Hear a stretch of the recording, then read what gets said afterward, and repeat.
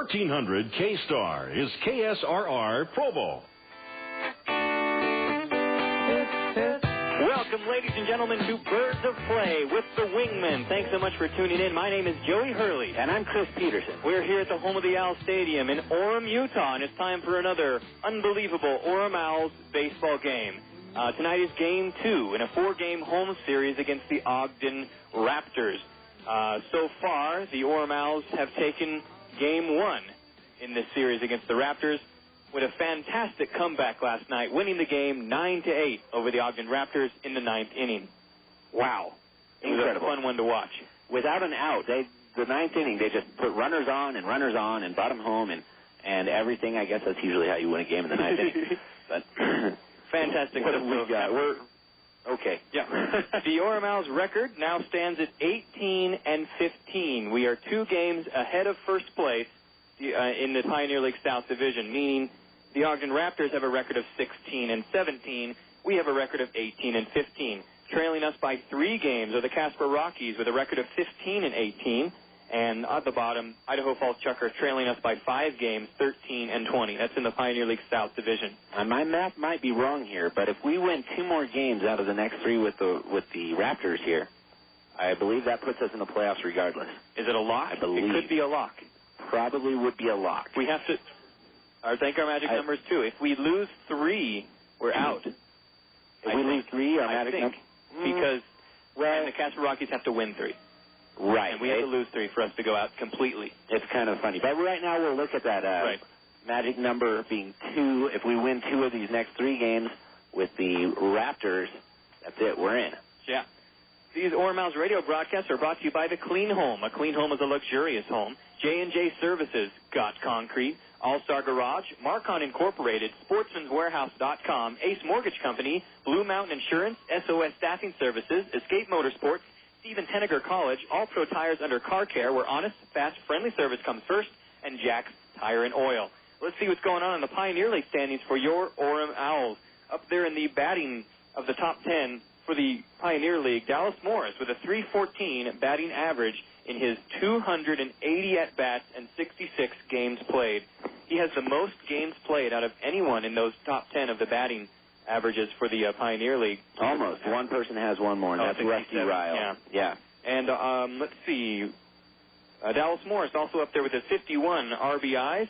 Bradley Kuhn got into the Pioneer League standings today with his 19 stolen bases. Yeah, crept in there. Nice job there. Kevin Lynch with his 8 saves on the season. Dallas Morris, 88 hits. Dallas Morris, 23 doubles. Mark Trumbo, 22 doubles. Dallas Morris, 514 slugging percentage. Dallas Morris, 35 extra base hits. Mark Trumbo, 29 extra base hits. And I believe Heinley Stacia with 6 triples on the season. Good gracious, Heinley Stacia. Now, even though those names are the ones cropping up there, we have a lot of other bats. You would think, gosh, Dallas Morris is the one that anchors the offense. It's pretty true. Mark Trumbo also with his name in there a couple times. But you can't underplay the value of Brad Kuhn leading off. Right. And he didn't do that at the beginning of the season. He came into that role a little bit later. Right. And Heinley Stacia, when he moved to the number 2 spot in the order, became much more productive. How much it made a difference, yeah. Right, with RBIs, with average, and a lot of other stuff. Then in the back part of the order, we're flipping through 3 catchers, all 3 of whom have been hitting very good lately.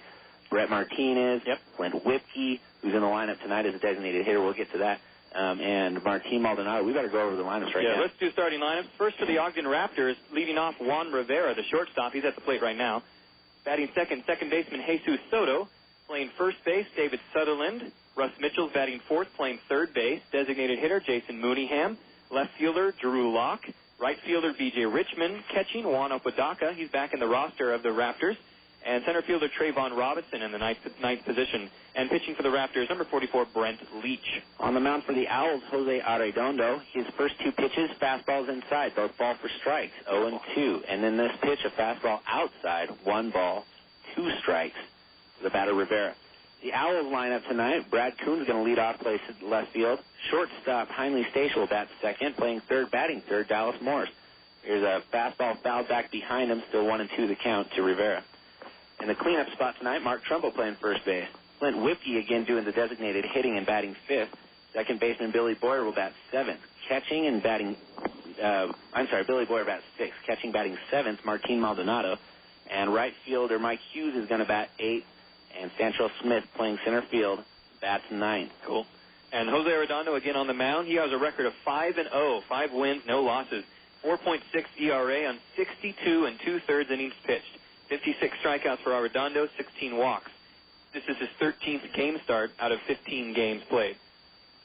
There's another fastball outside for ball 2. 2-2 count now. No outs, no runners on. Rivera's at the plate right now for the Raptors. Again, Jose Arredondo with the power fastball comes in the high 90s, sometimes even 97, 98 miles an hour. Most of these have been in around 93, 94. There's another fastball fouled down the left field line. That is now the 7th pitch in this count. 2-2. 2 balls, 2 strikes to Rivera. A lot of balls fouled behind him and stuff. There's the 2-2. Another one fouled into the audience behind us. Still the 2-2 count. Again, on first base, Trumbo. Second base, Boyer. Third, Morris. Heinle Stacia, shortstop. A pretty familiar lineup. Maldonado's catching tonight for the Owlz. Behind the plate. Well, for the Owlz to do well tonight, they're going to have to get a good contribution from their pitcher. And Jose Arredondo does pitch very well. They called time there, and batter Rivera steps out. In his last outing, Arredondo pitched 6 2/3 innings, gave up 5 hits, 2 earned runs, 3 walks, and 9 strikeouts, and picked up his 5th win on the season. And he's going to have to perform similar to that, if not equal, if they're going to beat Brett Leach. I think that was the 9th pitch right there, or the 10th pitch. And it's still the 2-2 count for Rivera. He is quite a quality at bat for this young man. Here's the 2-2 pitch now. Oh, boy. Slow curve, barely misses the outside. Wow, that was close. 3-2 count now for Rivera. Good grief. 10 pitches to the same batter. That means 5 fouled behind him so far. Ouch. So 3-2, no outs, no runners on base for the Raptors. Here comes the 3-2 pitch to Rivera. Swing and a miss. Inside fastball, 96 miles an hour. What a quality at bat for Rivera, but he does strike out swinging, but he should not be too upset. Nice work there by facing this new pitcher, or facing the first batter to face this pitcher in quite a while for the Raptors. So 1 out now for the Raptors and no runners on. I think he did a good job to allow Jesus Soto and the other batters to get a good look at Arredondo and what he's pitching. Batting now is Jesus Soto, his first pitch, the fastball, and I missed that. Did that catch the inside corner? It went inside in the dirt for ball 1. 1-0 count. Here's the pitch. Right over the plate, but it's outside. That looked over the plate to me. Ball 2. 2-0 count now. That one going right over the plate, but outside. It looked like it was, I don't know. I give up. Here's the 2-0 pitch to Soto, and it's fouled back there. It's a high fastball. Strike 1. 2-1 count now. Thank you. Let's talk about Leach for a second, who's starting the game for the Raptors. He'll be pitching.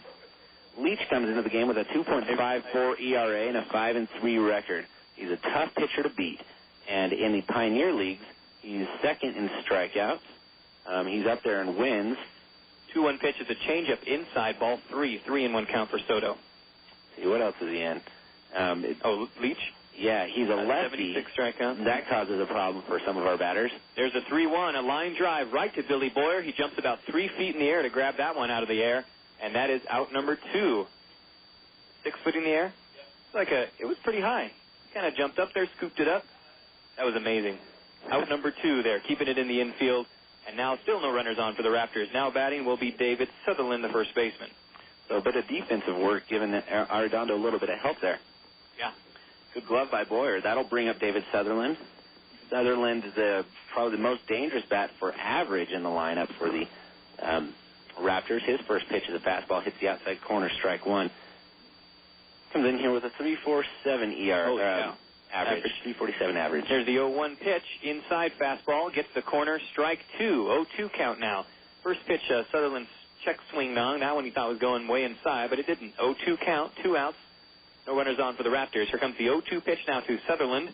Slow curve, high and outside. Ball 1. 1-2 count. That was an interesting pitch selection. Yeah. High curve ball. I think Arredondo missed with what he was trying to do there. Here's the 1-2 pitch. And that one hit Sutherland in the right arm, right on his upper arm. A slow curveball. Well, it's slow. It's 80 miles an hour from Arredondo. But that one hit him on the right arm, and he's going to take his base. And a hit by pitch there. That's too bad. Arredondo was up on the count. And two missed pitches in a row. I don't think he meant to hit him at all. But there's a runner on. That's the 6th hit batter in the season for Jose Arredondo. So now a runner on first with 2 outs. Now batting for the Raptors, Russ Mitchell, the third baseman. The weather out here at the home of the Owlz Stadium is perfect, very pleasant, perfect for a baseball game in the afternoon. A slight breeze blowing from outfield to home plate, maybe about 5 to 10 miles an hour. Cloudy blue skies, kind of looks like a Teletubbies backdrop. Here's the 0-0 pitch now to Mitchell. Ooh, slow curve on the outside, ball 1. 1-0 count, 2 outs, runner on first base. Mitchell's batting .292 coming into the game tonight. He has 53 RBIs and 13 home runs. He's up there in the Pioneer League standings, leading the standings with those 13 home runs and 53 RBIs. Another slow curveball outside, ball 2, 2-0 count. And .292 average, that's a great average for a cleanup batter, a slugging batter like this. You know, if he could get over 300, that'd be amazing. But 13 home runs and all those RBIs with a .292 average, that's incredible. And that's a huge part of the offense for the Raptors, why they've been so successful this year. 2-0 pitch there is fouled back off a high fastball, strike 1. 2-1 count for Mitchell, still a runner on first and 2 outs. Here comes the 2-1 pitch. Arredondo lets it fly. It's a fastball that hits the outside corner, strike 2. Arredondo's finding the strike zone early in the game. It's wonderful to watch. 2-2 count here in the top of the first. No score on the board yet. 2 outs, runner on first for the Raptors. Russ Mitchell's from Cartersville, Georgia. He was acquired in the 15th round in 2003. And here comes the 2-2 pitch now to Mitchell. Swing and a miss, high fastball, strike 3. That's 2 strikeouts in the first inning for Jose Arredondo for the Owlz, pitcher for the Owlz. And that's 3 outs. That ends the top of the first. Still a scoreless game. Come on back. When a medical emergency occurs, the minutes it takes for help to arrive can be the most important minutes in saving a person's life. Do you know what to do in a life-threatening situation? Save a Heart of Utah provides daily private and public classes in CPR and first aid, including the new automatic external defibrillator. The classes are interactive, practical, enjoyable, and may just be the most important 2 hours you ever spend. Make sure you know what to do in an emergency. Call Save a Heart Utah at 582-7114. This is the true story of flying wolverines. Once there was a smart doctor named Dr. Smart. One day at Utah Valley State College, Dr. Smart met some wolverines who wanted to learn to fly, but they had no wings. Dr. Smart said, "I can give you wings," and he started a professional flight school for the wolverines. He saw how the industry was growing, so he made room for more wolverines in his school. Soon he had a full staff of instructors and a fleet of aircraft to help teach groups of wolverines in Utah Valley. There were hundreds of other wolverines, though, living all over the country who wanted to learn to fly at such a great school. Dr. Smart told them, "Wings for you, too." Then he did something very unique. He made aviation courses available online. Suddenly, wolverines living far away could train at flight schools right in their own backyards and earn their bachelor's degrees from UVSC. Today, thanks to Dr. Smart and UVSC's Global Aviation Program, there are flying wolverines all over the world. You can learn about them at uvscaviation.com. This message sponsored by the Salt Lake Radio Broadcasters Association. 1400 K-Star.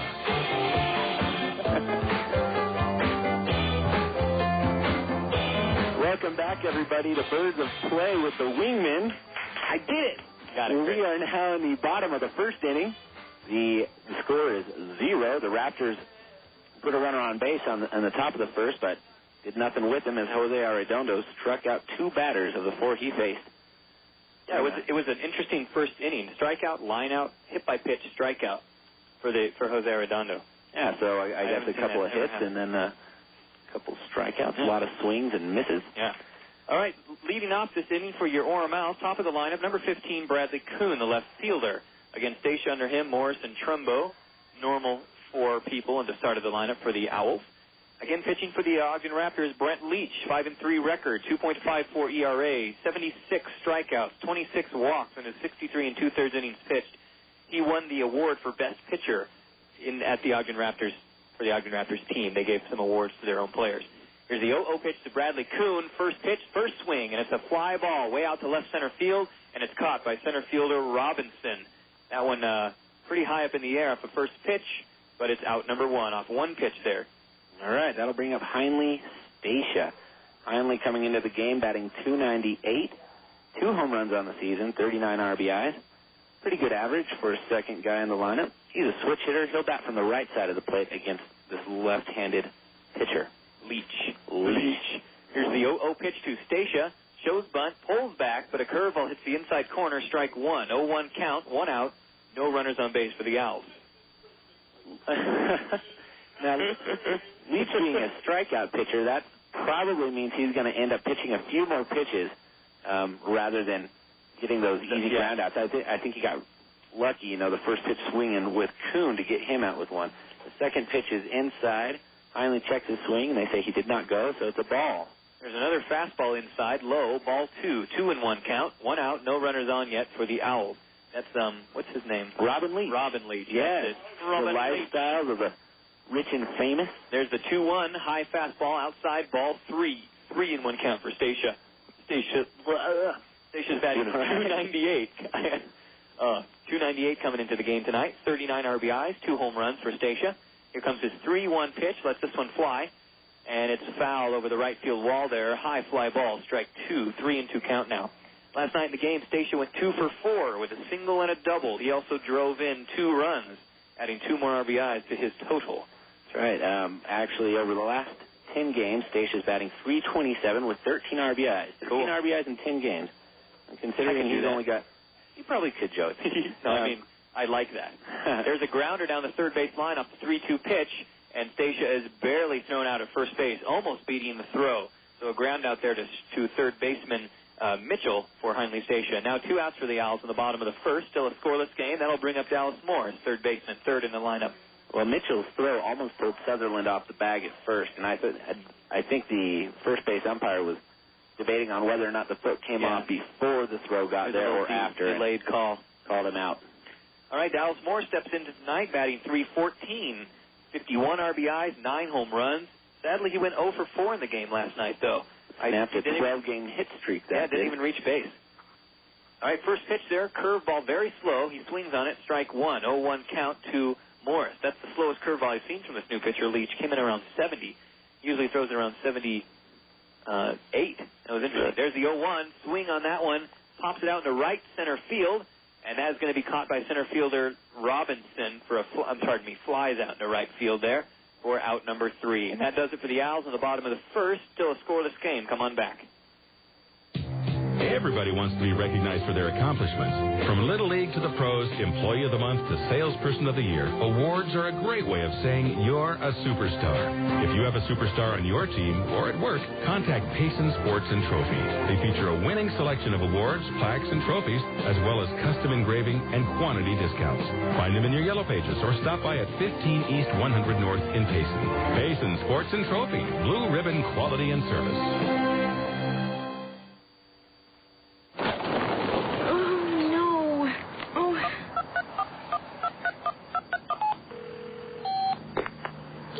You've reached the Satellite Emergency Service. We've located your position. How can I help you?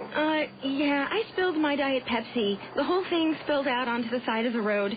It's empty, and I'm still thirsty. Okay, Miss Harvey, was the Diet Pepsi full or half empty? I still had at least 3/4 of it left. Are you walking or biking? Biking. How familiar are you with the area? Not very. You're facing southbound? Yes. All right, go 1.3 miles. You'll see a dog chasing a mailman. Take a right. There'll be a gas station with a mini mart on the left-hand side. You'll be able to purchase another Diet Pepsi there. Thank you. Thank you so much. Is there anything else I can help you with today?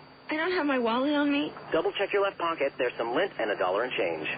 The Diet Pepsi Satellite Emergency Service provides you with the safety and security no other soft drink can. Subscribe today and enjoy Diet Pepsi wherever you go. Light, crisp, refreshing. Diet Pepsi.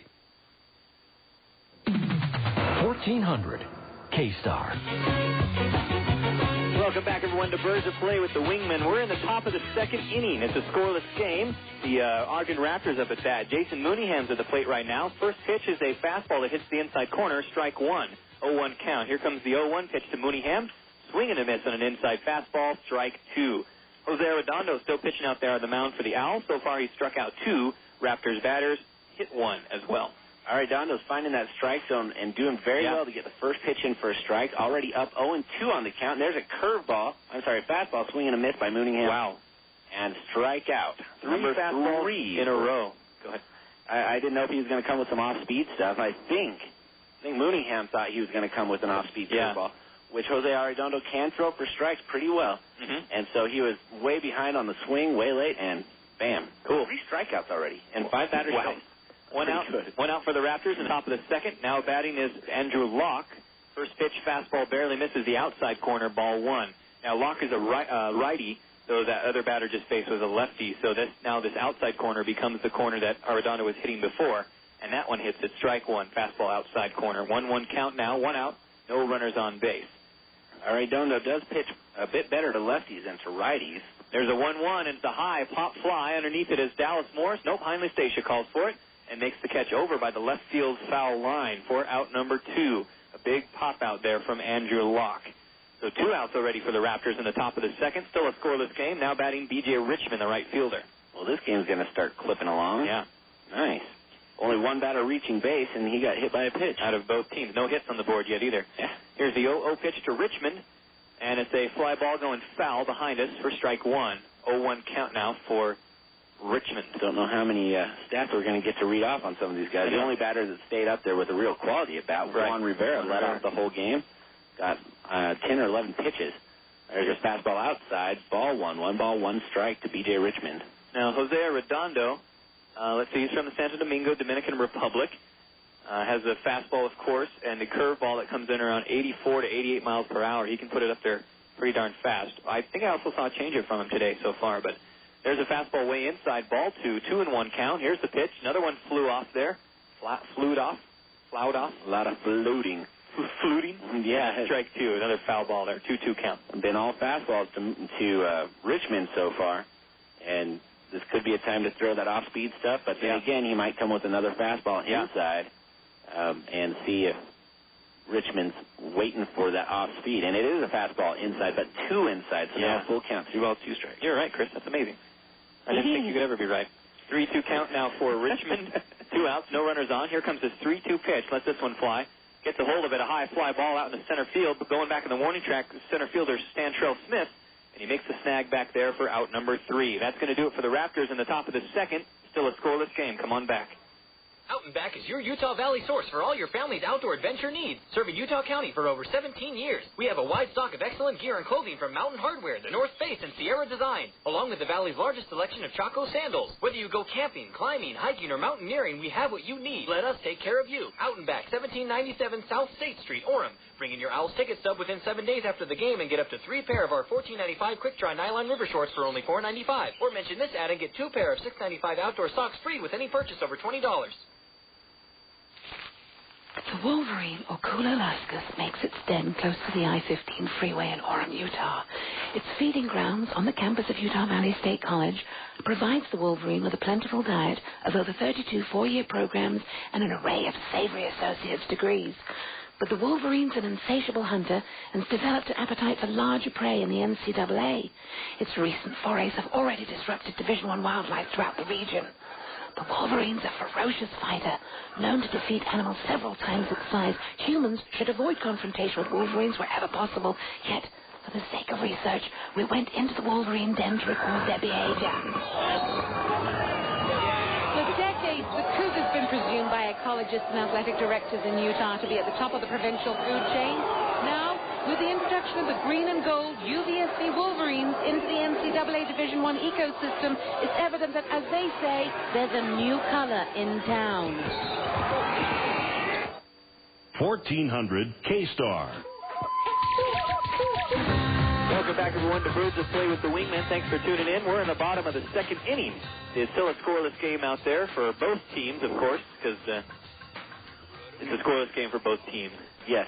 0, 0, and 0. No runs, no hits, no anything so far for either team. Yeah, still pitching out there for the Ogden Raptors. Brent Leach. So far, Leach has let's see, 2 flyouts and a ground out against the Owlz. So leading off for the Owlz this inning, Mark Trumbo, the first baseman.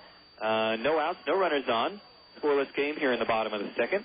Trumbo is batting .270 coming into tonight's game. 40 RBIs and 6 home runs. Trumbo went 1 for 4 in the game last night with a single. Did not reach base any other times other than that. Here comes the 0-0 pitch now to Trumbo. Come on. And let this one fly. Here we go. It's a curveball that hits the inside corner for strike 1. 0-1 count for Trumbo. Trumbo's a right-handed batter, of course. League's curveballs look pretty dangerous. They hit the strike zone just on the corner very well. And there's another curveball hitting the corner again for strike 2. These are both the outside corner. That makes it that much tougher. Yeah. And Trumbo, who's at bat right now for the Owls, is going to have to stretch for these. Here's the 0-2 now. Inside curveball, hits the dirt there. Ball 1, 1-2 count. Oh, that was nice. Trumbo picked up the ball for the catcher who dropped it and handed it to him. That was sweet. Little show of goodwill. I think there should be goodwill points allowed, sportsmanship points. Yeah. Well, we didn't score as many runs. It ended up, 9-6. But we picked up 7 runs in goodwill, and they only picked up 2 because they're jerks. There's the 1-2, a grounder to the third baseman Mitchell. He makes a throw across the diamond to first baseman Sutherland and gets the out. A ground out there for Mark Trumbo. One out now for the Owls in the bottom of the second. Still a scoreless game. Now batting Flint Whipke, the designated hitter. Whipke's a right-handed batter. Last night in the game, Whipke went 0 for 2, sadly. He did reach base 3 times, though, on 3 different walks. That's right. He picked up his walk total quite a bit. Yeah. I think, let's see, what's he got? 11 walks on the season, 8 coming into last night's game. But, yeah, developing a very much improved eye at the plate. He was striking out a bit more earlier, but last night, patience paid off. The 0-0 pitch to Whipke is a low outside curveball for ball 1. 1-0 count, 1 out, no runners on. Here's the 1-0 pitch now to Whipke, way outside with a fastball, ball 2, 2-0 count now. Whipke's batting .279 coming into the game tonight, 18 RBIs and 5 home runs. This is only at-bat number 69 for Flint Whipke. 2-0 count there, fastball. Am I seeing this right? His fastball tops out around 85? Yeah. That's I think I've seen, I think that's the most. Those are ice balls up there. They just don't come very fast at all. Another fastball. Not a lot of control over this. Way outside, ball 4. And Flint Whipke walks again. 4 pitches there. So runner on first base. Walks again. 1 out, 1 runner on. Now stepping to the plate for the Owls, Billy Boyer, the second baseman. Boyer's a righty as well. He went 1 for 3 in the game last night with a single. Billy Boyer was also walked twice last night, one of them into a bases-loaded situation where we took care of some runs. I think he scored 2 runs. That is correct. Right. Now, I just love saying so-and-so walked again. It's fun to say Whipke walked again. It's like he's one of those... Like a sheriff from the Old West? Maybe a sheriff or one of those has a little bit of money and goes and supports the poor, but has a mask on and stuff, but he's just kind of a... What are you talking about? Like a Zorro, Lone Ranger kind of thing out there, just protecting the innocent, the ones that can't protect themselves. And Whipke walks again. It's just funny to think of walking being really an action guy. He's got no horse to ride. He walks. That's right. First pitch to Boyer, inside curveball, gets the corner, strike 1. 0-1 count, runner on first, 1 out. There's a throw over to first base. Whipke barely safe, having to dive back. Whipke has no stolen bases on the season and 1 caught stealing. He's not a big threat out there, but they want to make sure they intimidate him a little bit. Well, even not being a big threat, Leach has a very good pickoff move, and being a lefty, and he does pick off Whipke on first base. Wow. Leach is his name is Leach. I think you keep calling him Leak or Lench or something. No, I say Leach. You do? Okay, it's your ears. You're wrong. You're right. Leach can just stare at him, and the same delivery of a pitch to the batter is the pitch to first base. Yeah, Whipke's not very far off the base, finding himself having to dive back, being deceived. And Keith Johnson, the first base coach, did not think that was a pickoff. But the umpires, he's the one that counts out there, right. I guess. 0-1 pitch to Boyer's a high fastball that he swings on, strike 2. Here comes the 0-2 pitch now to Boyer. Lets this one fly. High fastball, ball 1, 1-2 count. How did that count as a strike? Because he swung on it. 1-2 count, 2 outs, no runners on base yet for Boyer. Boyer's batting .246 coming into the game tonight. And here comes his 1-2 pitch there. Inside curveball, and he grounds it to the third baseman, Mitchell. Throw across the diamond is made. Ground out there to the third baseman for out number 3. That ends the bottom of the second. Still a scoreless game. Come on back.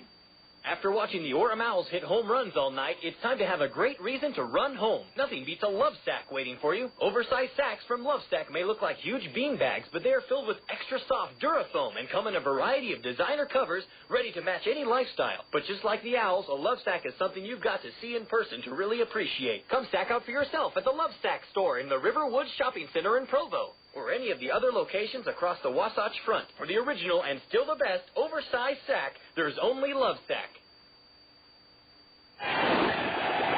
With energy costs soaring higher than an Owlz homer, it's important that your cooling system is working at peak performance. So call Triple T Heating and Cooling. We feature service and repairs of all makes and models of heating and cooling systems. And come winter, we can set you up with a warm, energy-efficient gas fireplace.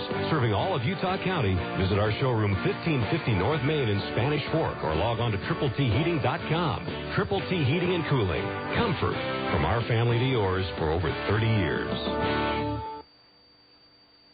Okay, I have got to know, how do you keep your house so clean?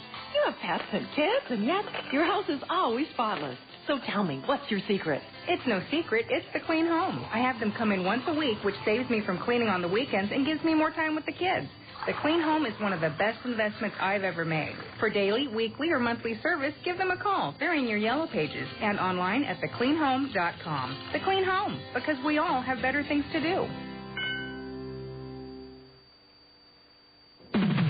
1400 K-Star. Welcome back, everyone, to Birds of Play with the Wingman. Thanks for tuning in. My name is Joey Hurley. And I'm Chris Peterson. We're in the top of the third inning, scoreless game. Let's talk about what's happening in the Owls the last two games. Some of the most exciting games I've seen so far. Last night, the Owls came back from a 8-run deficit. It was 8-0, and we came back to win the game 9-0. 9-8, pardon me. Froze the Raptors bats. Yeah. For the last couple innings of the game, and the Owls bats heated up, and all of a sudden we were on the board. I didn't know we would have that big of a chance to come back. Right. They allowed a 3-run homer, and then a couple other things happened. Yeah, double RBI, single RBI. Gave us the game. So now batting for the Ogden Raptors, Juan Apodaca, the catcher. He's back in the lineup in the roster for the Raptors. He was called up and then brought back down recently. And his first pitch is a swing and a miss on an inside fastball for strike one. There's the 0-1 pitch, and it's fouled off there, strike two off a high fastball. 0-2 count, no outs, no runners on. Funny to see Apodaca all the way down here in the 8th spot in the batting order. Apodaca, and this is just in the Pioneer Leagues. He's been gone for a while. Right. Like 10 home runs. Yeah, 10 home runs. He's a power bat and 31 RBIs, and they're batting him all the way down there at 8th. Well, he had like a .412 batting average, something like that, when he was called up. And no, that can't be, because he's only 284 now. That's sunk quite a bit. Oh, that's not be right then. Here's the 1-2 pitch now to Apodaca, and it's a grounder to Morris at third, a hard hit ball. There's the throw to Trumbo at first base and gets the out. A ground out there to third baseman Morris. One out now for the Raptors in the top of the third, still a scoreless game. Now batting the center fielder Trayvon Robinson. Trayvon Robinson had pretty an exciting game last night with a home run and single. He went 2 for 4. He now has his first home run in the entire season as a Raptors player and his second RBI from last night. However, he's got 5 strikeouts in his 12 at bats in this league. That's awful. He shows bunt, pops it up and Arredondo and Morris, a miscommunication, but Arredondo a little bit taller and pulls it down. So out number 2 on one pitch. They almost bump into each other there in the infield, but 2 outs now for the Raptors in the top of the third. Still a scoreless game. Pop-up bunt there. And now batting for the Raptors, Juan Rivera, the shortstop. He's a switch hitter batting from the left now. He struck out swinging his last at-bat after a long at-bat, about 10 or 11 pitches thrown at him. There's the 0-0, and it's a fastball. It hits the dirt before the plate. Ball 1, 1-0 count, 2 outs, no runners on yet for the Raptors. Juan Rivera coming into the night with a 268 average, and he slaps one to Heinley Station at shortstop. And the throw to Trumbo is in time, out number 3. Cool, that ends the top of the third. Still a scoreless game. Come on back. I'm here with Alex Nibley and Amanda Pettingill, an instructor and a student from Amber's Battle, the new movie shot at Utah Valley State College. So, Alex, what were your roles on this project? I wrote the script for Amber's Battle, and I was one of the 2 professors that put together what came to be called the Digital Cinema Boot Camp. You learn an immense amount, something that you can't be taught in the classroom. During that time, we produced 2 movies and 1 television show. You know, it's real filmmaking. It's not just kids running around with video cameras. Amanda, what is it like to be female in this industry? You are in smaller numbers, but in a way you can use it to your advantage because women will stick out more. What is the future for film at UVSC? UVSC has set its sights on becoming the premier film training institution in Utah, if not the whole Intermountain West, and I think they can become one of the best in the country. I enjoy working on these productions, and that is why UVSC is my choice. For teaching film production, UVSC is my choice. Hey fans, have you poured concrete lately? Did you order 8 yards and only use 6? Did you have to pay for what you didn't use? Do you want an alternative? Then log on to gotconcrete.com. We deliver fresh concrete mixed right on your site from as little as a quarter yard to 8 yards. No more calculating exactly or ordering an extra half yard to be safe. We service customers from Santa Quinn to Point of the Mountain. Find us at gotconcrete.com. 1400 K-Star. Welcome back, everyone, to Birds of Play with the Wingman. Thanks for tuning in. We're in the bottom of the third inning. Still a scoreless game. No hits up there on the board. No errors. I think only 2 people total have reached base out of the 16 batters that have been up at bat. Is that right? 16 batters? You're right, 16 batters. One of those got hit by a pitch. And one was a walk. One was a walk. One for each team. The guy that walked got picked off, and that did it for that. So here we are in this game, just clipping along in super speed. Owls are going to do this inning with the bottom of the order, 7, 8, and 9 batters, facing Brent Leach still on the mound. So far, Leach has walked 1, and no strikeouts yet for him on the night. Now facing Martin Maldonado, the catcher for the Owls. Here comes the 0-0 pitch now to Maldonado. Lets it fly. It's a slow curve, and he swings on it, barely missing, tipping it. Strike 1. 0-1 count. No outs, no runners on for the Owls. Again on the field for the Raptors, let's see. Who's their catcher? Abadaka. Abadaka catching. First baseman Sutherland. Second Soto. Mitchell's on third. Rivera's at shortstop. There's a curveball fouled back. Strike 2. 0-2 count for Maldonado. No outs, no runners on. Leach, pitcher for the Raptors out there. He's from Brandon, Missouri. He's a left-handed pitcher. He's a 6th-round draft pick this year. Here's the 0-2 pick now to Maldonado. Pitch, that's the word. Grounder to the third baseman Mitchell. He scoops it up, throws to first. It's the out at first base. A ground out for Martin Maldonado. That is 4 ground outs to third base so far. Yeah, I think Mitchell's been doing most of the work there in the field. Only one fly ball out to center. No, 2 fly balls out to center. So I guess Robinson and Mitchell doing pretty much all of it. Sutherland catches him over at first, but hey. Right.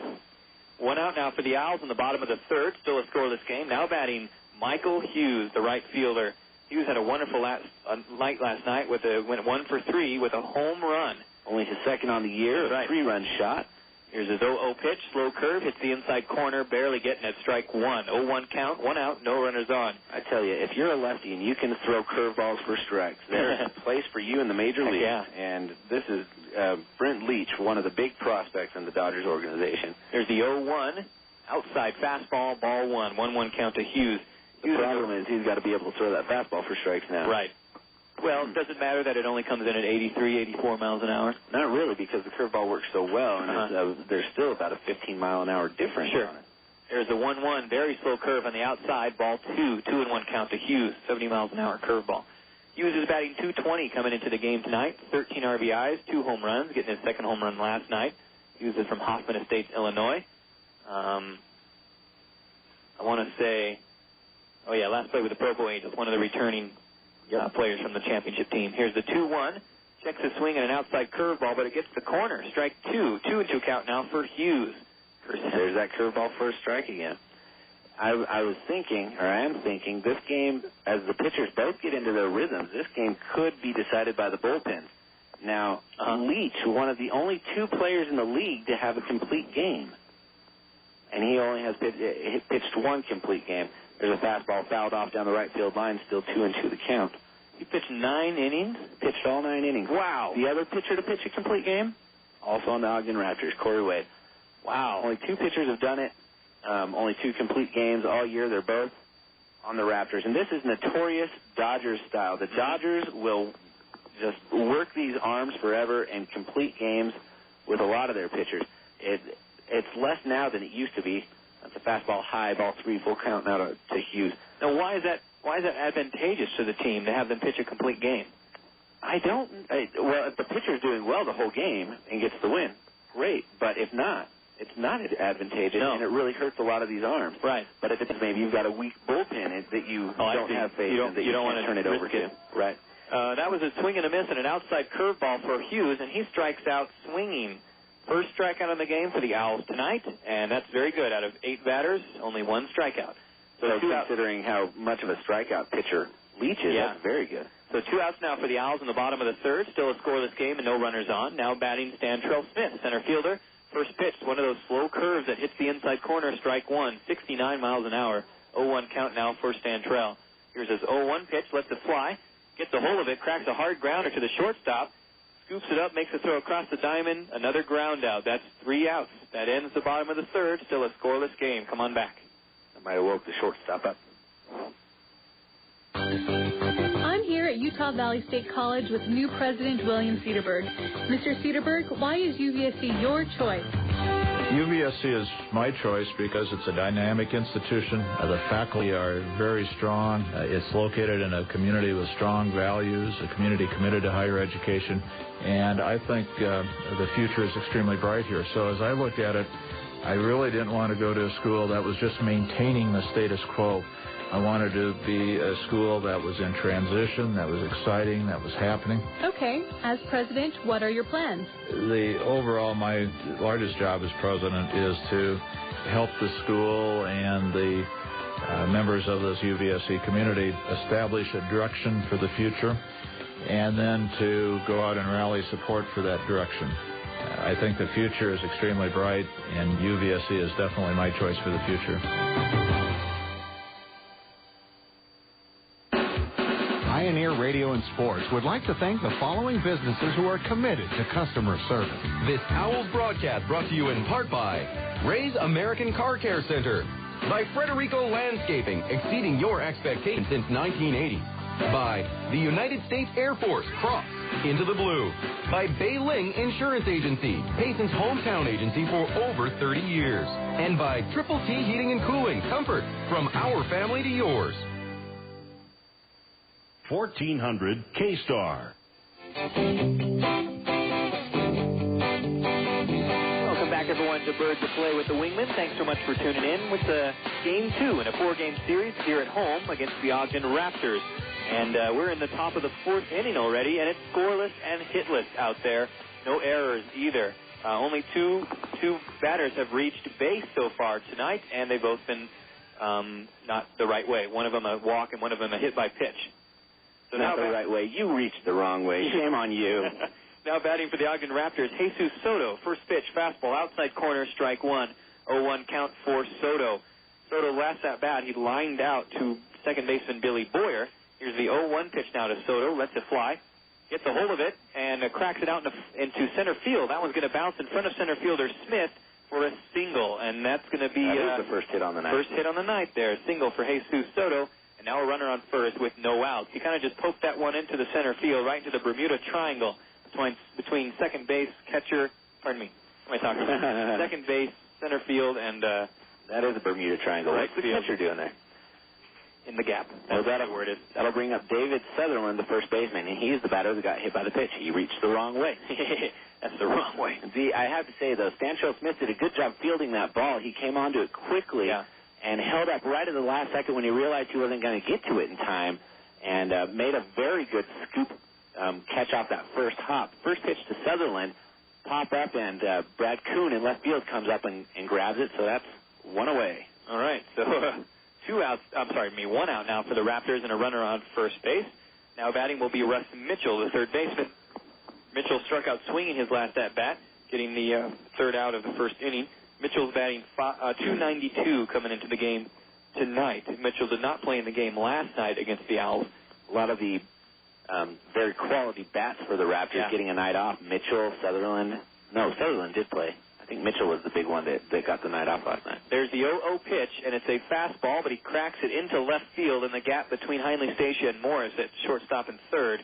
And that one rolls right by to Bradley Kuhn in left field, and that's going to be a single for Russ Mitchell. And now runners on first and second base with 1 out. Second hit on the night for the Raptors and for the whole game.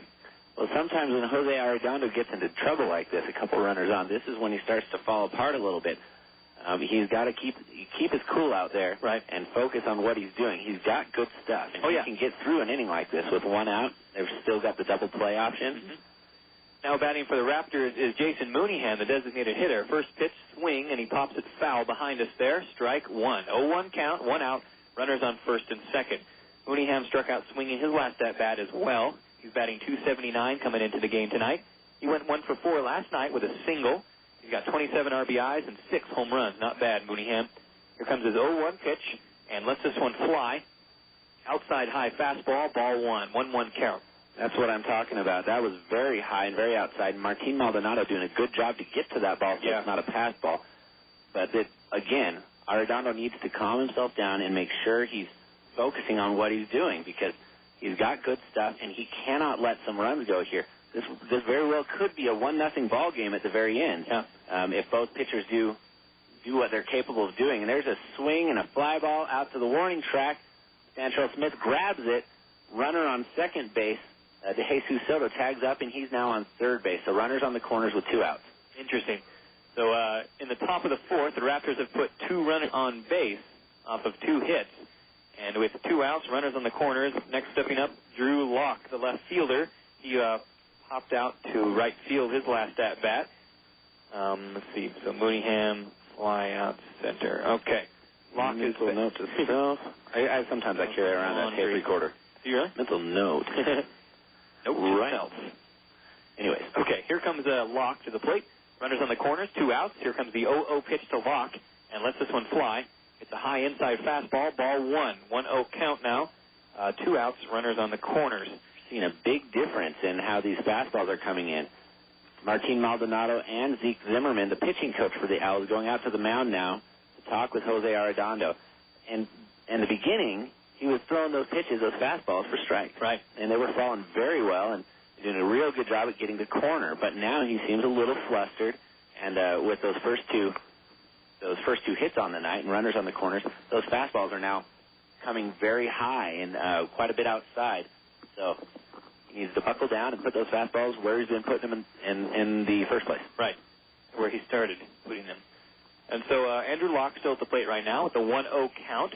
Locke is from Weymouth, Massachusetts. He's a 19th round pick in 2005. He went 2 for 5 in the game last night with a single and a double. Here's the 1-0 pitch now to Locke. Nope. Arredondo takes a little break, looks down his runner at first. Still runners on first and third with 2 outs. I was going to see how Locke does with runners in scoring position. Oh, I see. Where is it? Well, Jason Mooneyham, the runner on first base, has only 1 stolen base on the year. Not as much of a running threat.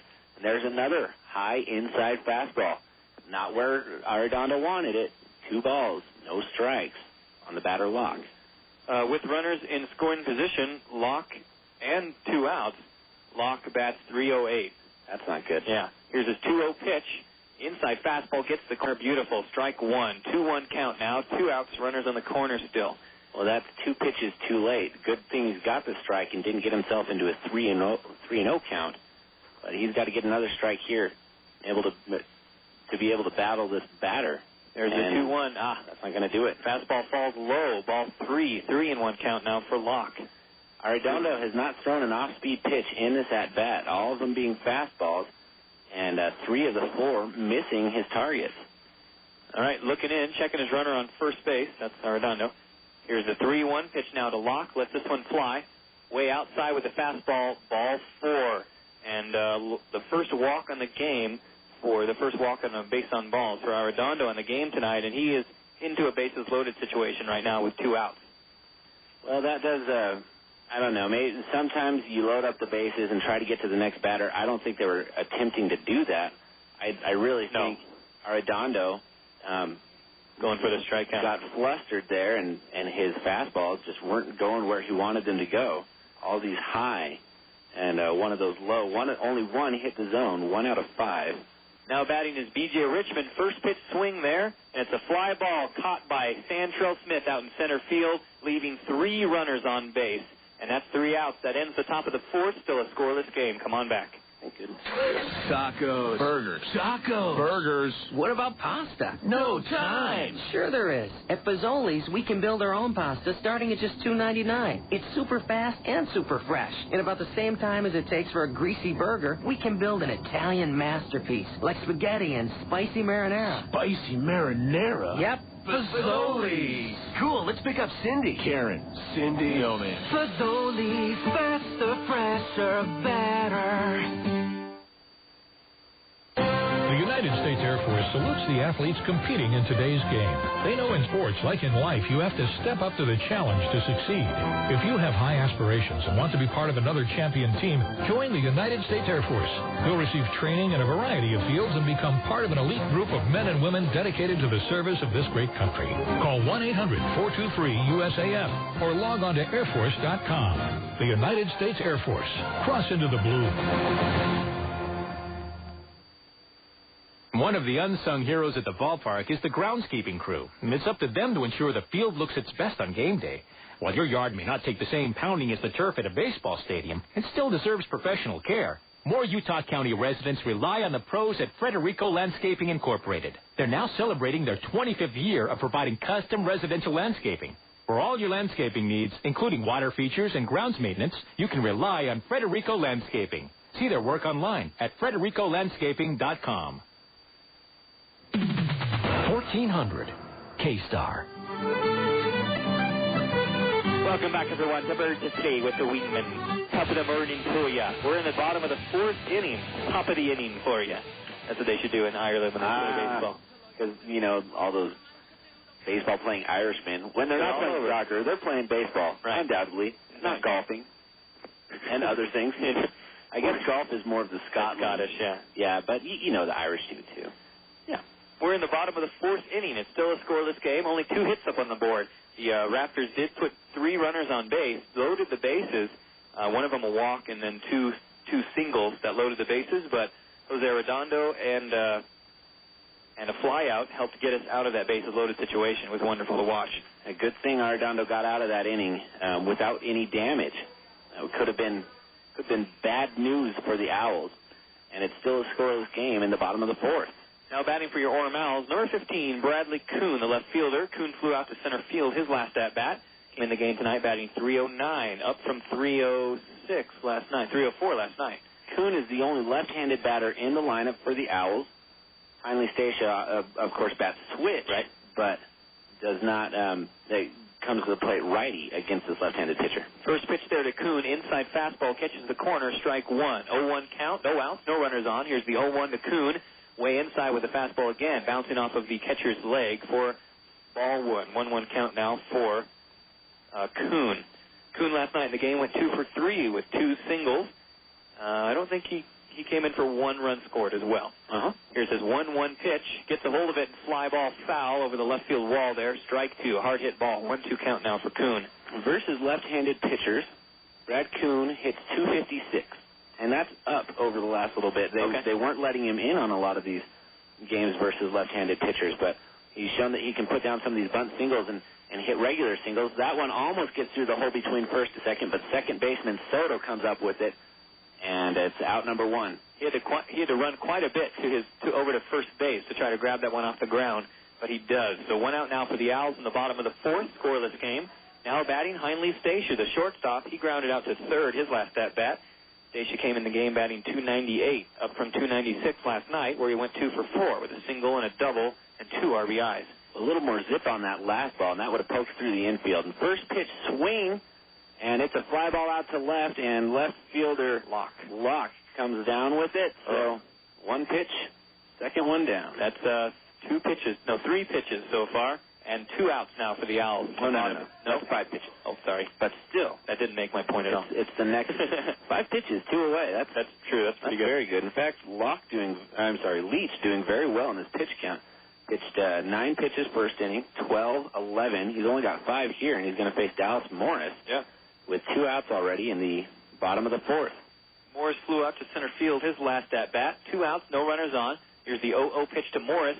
Inside curveball gets the corner, strike 1. 0-1 count now to Morris. Morris batting .314 coming into the game tonight. 51 RBIs and 9 home runs. He leads his team with his 9 home runs and his 51 RBIs. Here's his 0-0 and a hard grounder down the third base line, but Mitchell scoops it up, makes the throw across the diamond for another ground out. That's 3 outs. That ends the bottom of the fourth. Still a scoreless game. Come on back. Welcome to the Pepsi Theater Minute. Today, the story of Langusto and Pesto. Angusto. Oh, pesto. Cacciatore, lasagna, gorgonzola. Oh, linguini, la carbonara, calzone. Scalupini, tortellini al pomodoro, bruschetta, prosciutto, ricotta. Pepsi. Pepsi, cappellini, salame, pancetta, Pepsi, mortadella. Calzone, Pepsi. Pepsi, ravioli, scalopine, minestrone, prosciutto. Pepsi e scalopine. Linguini, cannelloni, maccheroni, gnocchi, gorgonzola. Gorgonzola, Bologna. Spaghetti. Antipasti. Parmigiano, provolone, mozzarella, Pepsi. Langusto, calamari. Langusto, Pepsi. Pepsi, food's good. Pepsi, it's the cola. Today, more and more people are insuring their homes with us through Auto Owners Insurance. We'll provide low-cost, quality protection, claim service that is second to none, and if you insure both your home and car through Auto Owners Insurance, you'll qualify for additional premium discounts. Find out more at Blue Mountain Insurance, located on University Avenue in Provo. Give them a call at 373-SAVE. That's 373-7283. Blue Mountain Insurance and Auto Owners Insurance. The no-problem people. 1400 K-Star is KSRR Provo. Welcome back, everyone, to Birds of Play with the Wingman. We are really jamming when it comes to time. We're already in the top of the fifth inning, but it's still a scoreless game. What time is it? 4:53. We're about 50 minutes into the game and almost halfway through the exact halfway mark. So now batting for the Ogden Raptors, bottom of the lineup, eighth in the lineup, actually, Juan Opodaca. He's the catcher from Caracas, Venezuela. Again, he's Is that right? Yeah. I didn't know he was one of those Caraqueños. Yes. He grounded out to third base his last at-bat. No outs, no runners on. Here comes the 0-0 pitch now to Apodaca and lets it fly. And it's a high inside fastball for ball one. 1-0 count, no outs. Arredondo got himself into trouble the last inning, but got out of it. There was a bases-loaded jam that he got out of. He's starting again this inning, and a curveball misses just inside. First off-speed pitch I've seen from him for a little while. And that's ball two. 2 balls, no strikes. Juan Apodaca. We were talking about last night how with the Owlz, here's a 2-0 pitch to Apodaca. It's a hard grounder, almost hits Arredondo, but bounces over his head.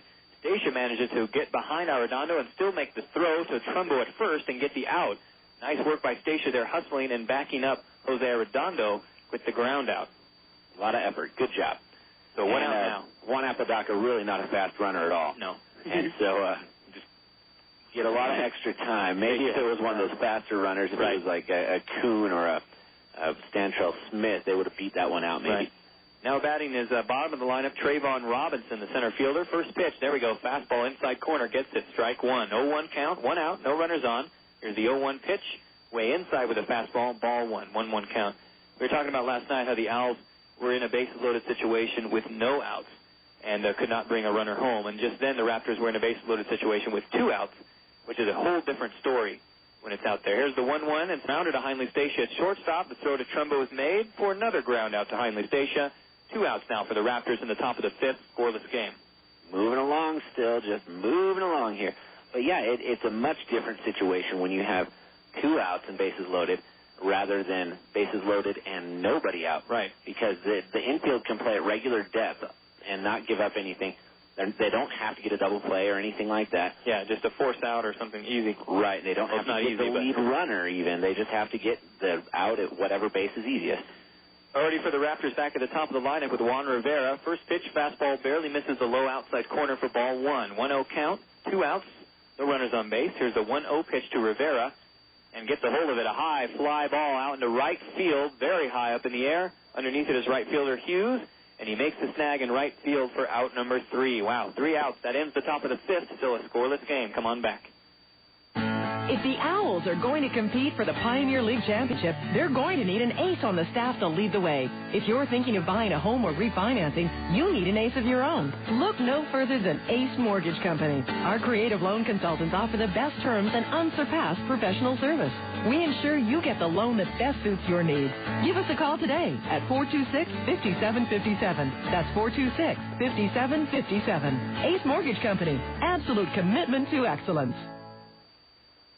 Are you hungry for great tasting Mexican food? Take a time out and stop by a local Beto's. Have you tried our burritos and chimichangas? People are voting Beto's food as numero uno in Utah. Beto's has 15 convenient locations in Utah. Most of our restaurants are open 24 hours to satisfy your craving anytime. Check us out on the web at betosmex.com. Stop by any participating Beto's location and receive a Vote for Beto's punch card, which could entitle you to free food. Holy frijole! It's Beto's time.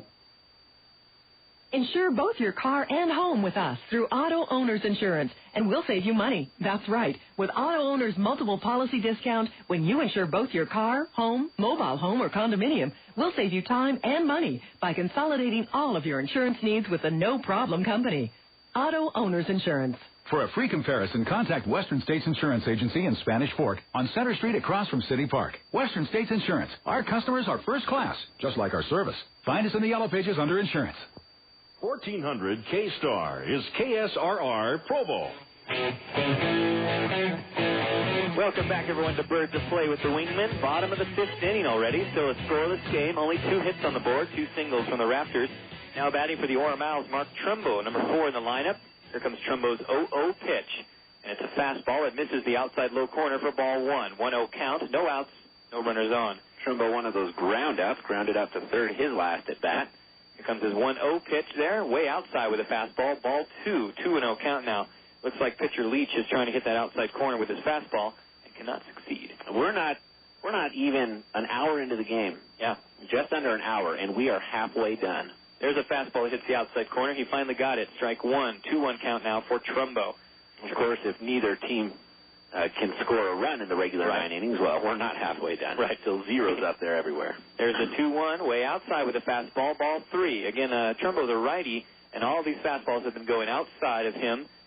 Four fastballs that have gone outside, only one have managed to hit. So here's the 3-1 to Trumbo, and there's a low outside fastball and a walk. Well, Trumbo seems to see the ball a lot better from left-handed pitchers. That's 3-something. Oh, that's not right. I put the wrong thing in there. I can check for you. I put 245, but I think it's 345. Against lefties? Yeah. Let's see. Trumbo.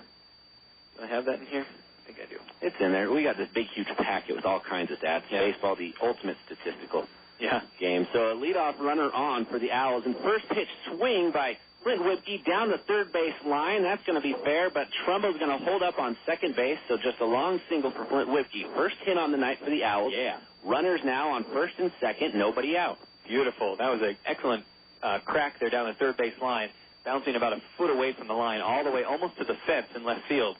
It's about maybe a 300-foot single, as you'd call it. Very grounding, rolling 300 feet there.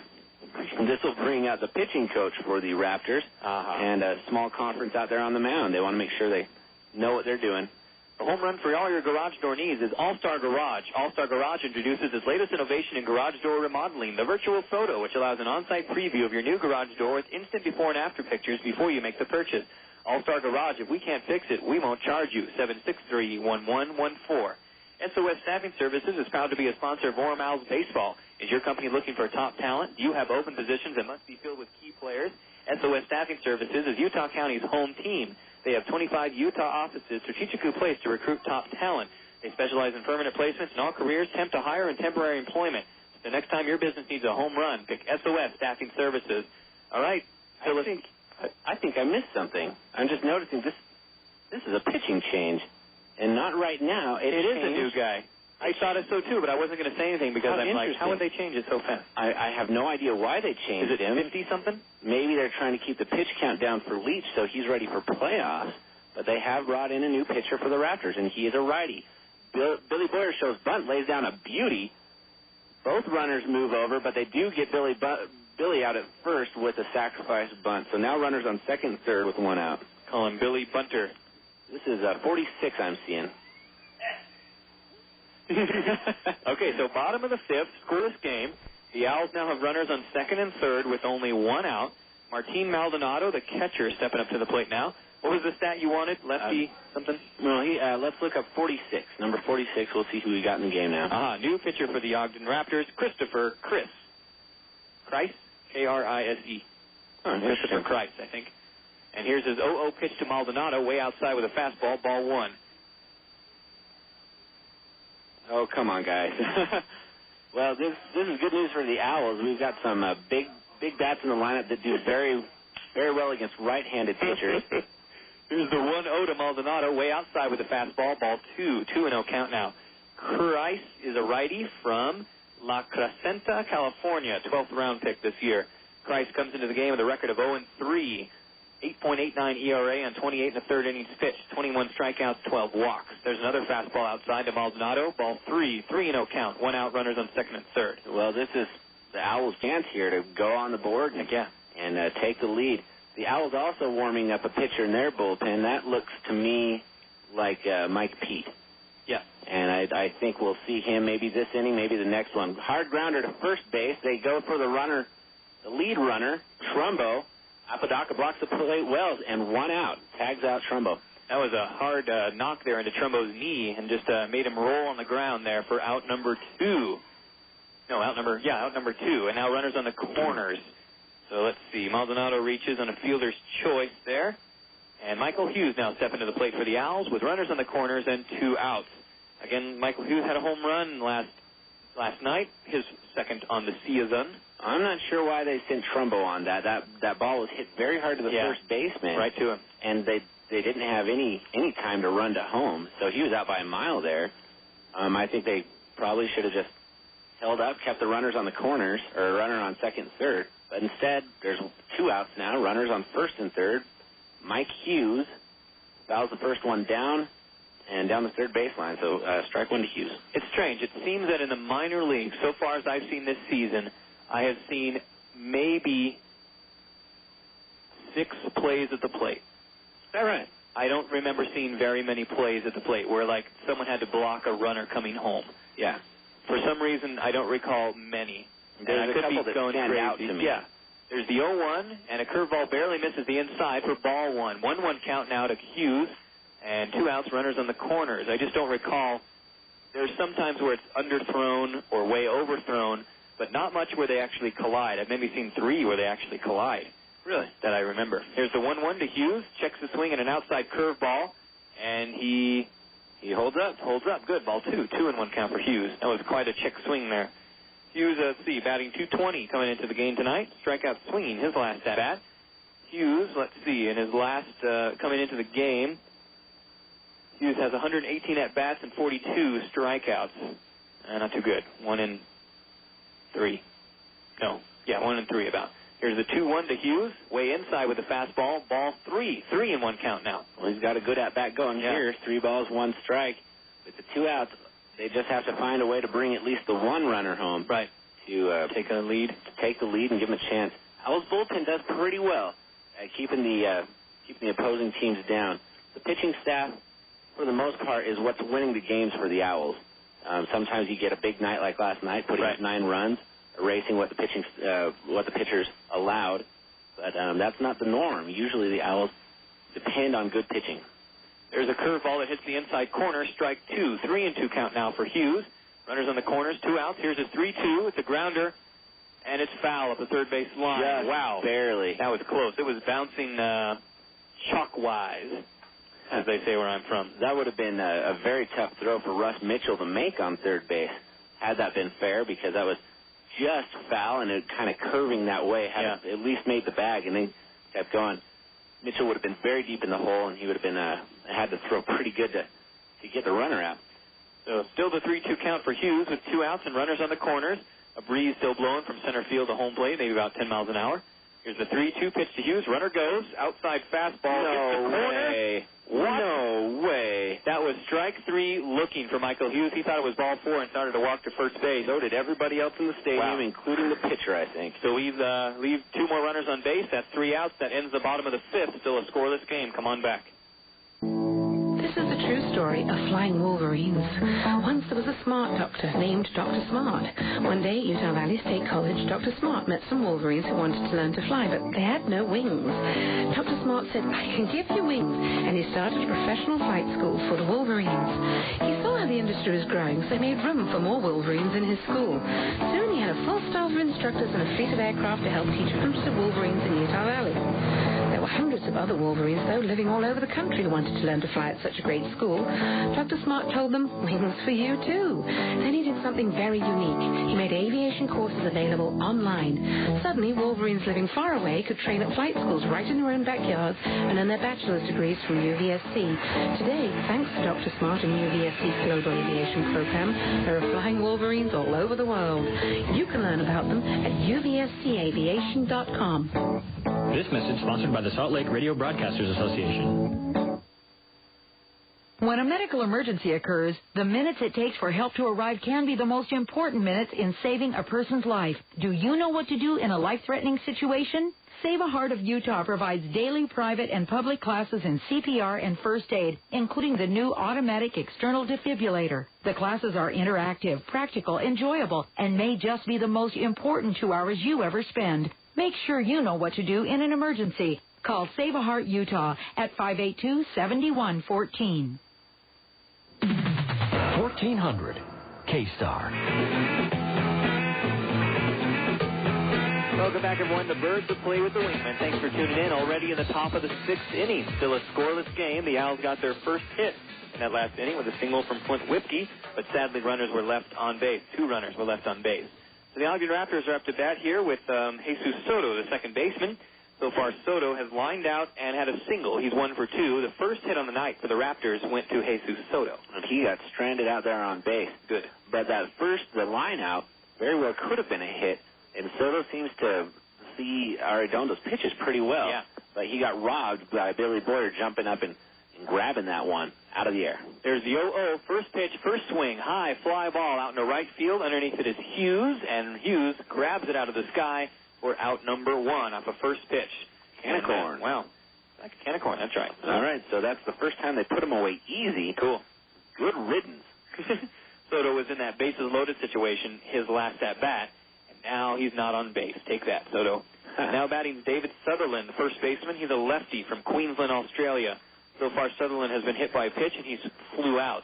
He's got 1 out, no runners on base. Here's the 0-0 pitch now to Sutherland. Real fast fastball inside, ball 1. Next swing. Just barely missed. Jose Arredondo still on the mound for the Owls, now pitching his 6th inning of work. They do still have Mike Pete thrown in the bullpen, getting ready to go out there, and he's a good guy to bring in and keep the game going for you. There's the 1-0. It's a grounder to Billy Boyer at second. The throw to Trumbo is made for out number 2. A ground out there from David Sutherland to Billy Boyer. That was a hard hit ball, hitting it just on the tip of his bat, kind of looping it out there, but still gets the ground out. So 2 outs. I don't know what I'm talking about. 2 outs for the Raptors in the top of the 6th. Scoreless game. Now batting Russ Mitchell, the third baseman. Mitchell had the second hit on the night for the Raptors with a single, his last at-bat. He struck out swinging before that. Here's his 0-0 pitch. Inside fastball gets the corner. Strike 1. 0-1 count. Watching it go by. That was a curveball, and a curveball that falls for a strike, and good one, too. Nice to see the off-speed break and stuff falling for strikes for Arredondo. He needs to be able to go back and forth between those. There's the 0-1, and pops foul behind us there. Strike 2. 0-2 count now. And Arredondo's curveball doesn't have much movement on it. It's pretty... It's not that big loop that you see on a lot of pitchers. Now, I still can't figure out why they took Brent Leach out of the game. He went 4 innings, only gave up 1 walk, no hits, no earned runs, 1 strikeout. And the 1 walk that he allowed on, he ended up picking off. So, just retired everybody he faced. Here's the 1-2 now. Swing and a miss and a slow curveball. Strike 3. And Russ Mitchell strikes out swinging. That's already 3 outs. That ends the top of the 6th. Still a scoreless game. Come on back. Okay, I have got to know. How do you keep your house so clean? You have pets and kids, and yet your house is always spotless. So tell me, what's your secret? It's no secret. It's the Clean Home. I have them come in once a week, which saves me from cleaning on the weekends and gives me more time with the kids. The Clean Home is one of the best investments I've ever made. For daily, weekly, or monthly service, give them a call. They're in your yellow pages and online at thecleanhome.com. The Clean Home, because we all have better things to do. After watching the Orem Owls hit home runs all night, it's time to have a great reason to run home. Nothing beats a Love Stack waiting for you. Oversized sacks from Love Stack may look like huge bean bags, but they are filled with extra soft Durafoam and come in a variety of designer covers ready to match any lifestyle. But just like the Owls, a Love Stack is something you've got to see in person to really appreciate. Come stack out for yourself at the Love Stack store in the Riverwood Shopping Center in Provo, or any of the other locations across the Wasatch Front. For the original and still the best oversized sack, there's only Love Stack. With energy costs soaring higher than an Owlz homer, it's important that your cooling system is working at peak performance. So call Triple T Heating and Cooling. We feature service and repairs of all makes and models of heating and cooling systems. And come winter, we can set you up with a warm, energy-efficient gas fireplace. Serving all of Utah County, visit our showroom 1550 North Main in Spanish Fork or log on to TripleTheating.com. Triple T Heating and Cooling. Comfort from our family to yours for over 30 years. 1400 K-Star. Welcome back, everyone, to Birds of Play with the Wingman. Thanks for tuning in. We're in the bottom of the sixth inning, still a scoreless game. Again, pitching for the Raptors now, Christopher Christ. Christ now pitching. He's pitched so far a whole inning, and he has allowed one hit for the Owls and walked one. And got one himself strikeout. out of a jam there by a little strange bit of base running by the Owls, allowing themselves to get out. Yeah. Stantrell Smith going to lead it off this inning for the Owls. He grounded out to shortstop his first at bat. Yep. See what he does here. Here comes the 0-0 pitch to Stantrell Smith. Lets it fly, and it's fouled over the right field wall. Long foul ball there. Strike one. 0-1 count. No outs and no runners on. This guy, Christ, pitcher for the Raptors, fastball comes in around the high 80s, 89, 88. Here comes the 0-1 pitch now to Smith, and it's a fastball. It hits the outside low dirt for ball one. 1-1 count now. Yeah, it doesn't hit the corner. It hits the dirt. The dirt. That's right. That's an actual technical term for the around the plate. Hit the dirt. That's true. There's a swing and a miss. Outside fastball. Strike two. 1-2 count for Smith. Smith is batting .265 coming into tonight. Now, what we're thinking, because the Ogden Raptors already have their playoff spot already wrapped up, I think they're resting their pitchers and some of their other players a lot as they're moving into the playoffs here to make sure they're rested and ready to go and have a very good chance at the playoffs. There's the 1-2 pitch. It's a slow inside curve, almost pushing him off the plate. Ball two. Here's his 2-2 pitch.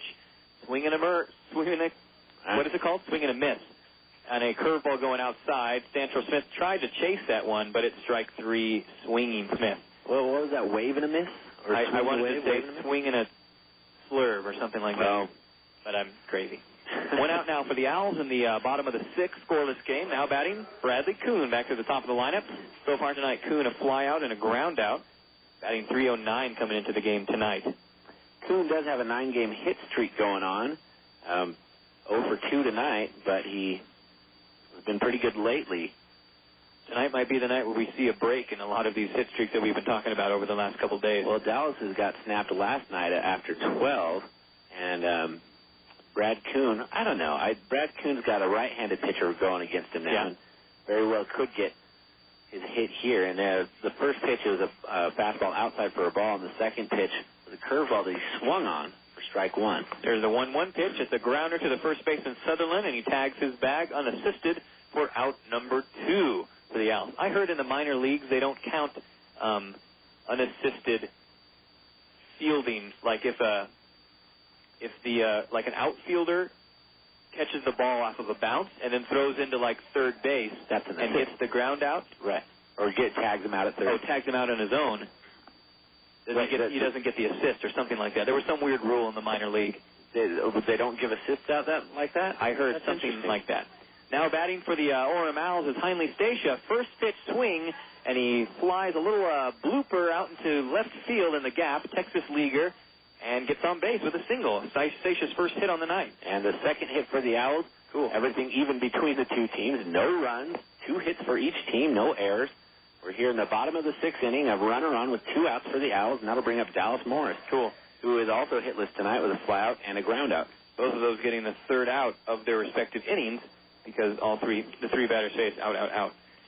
Now here's a chance for Morris, who even though did not get a hit last night, snapping his streak, we have to remember Dallas Morris has not gone back-to-back games without a hit.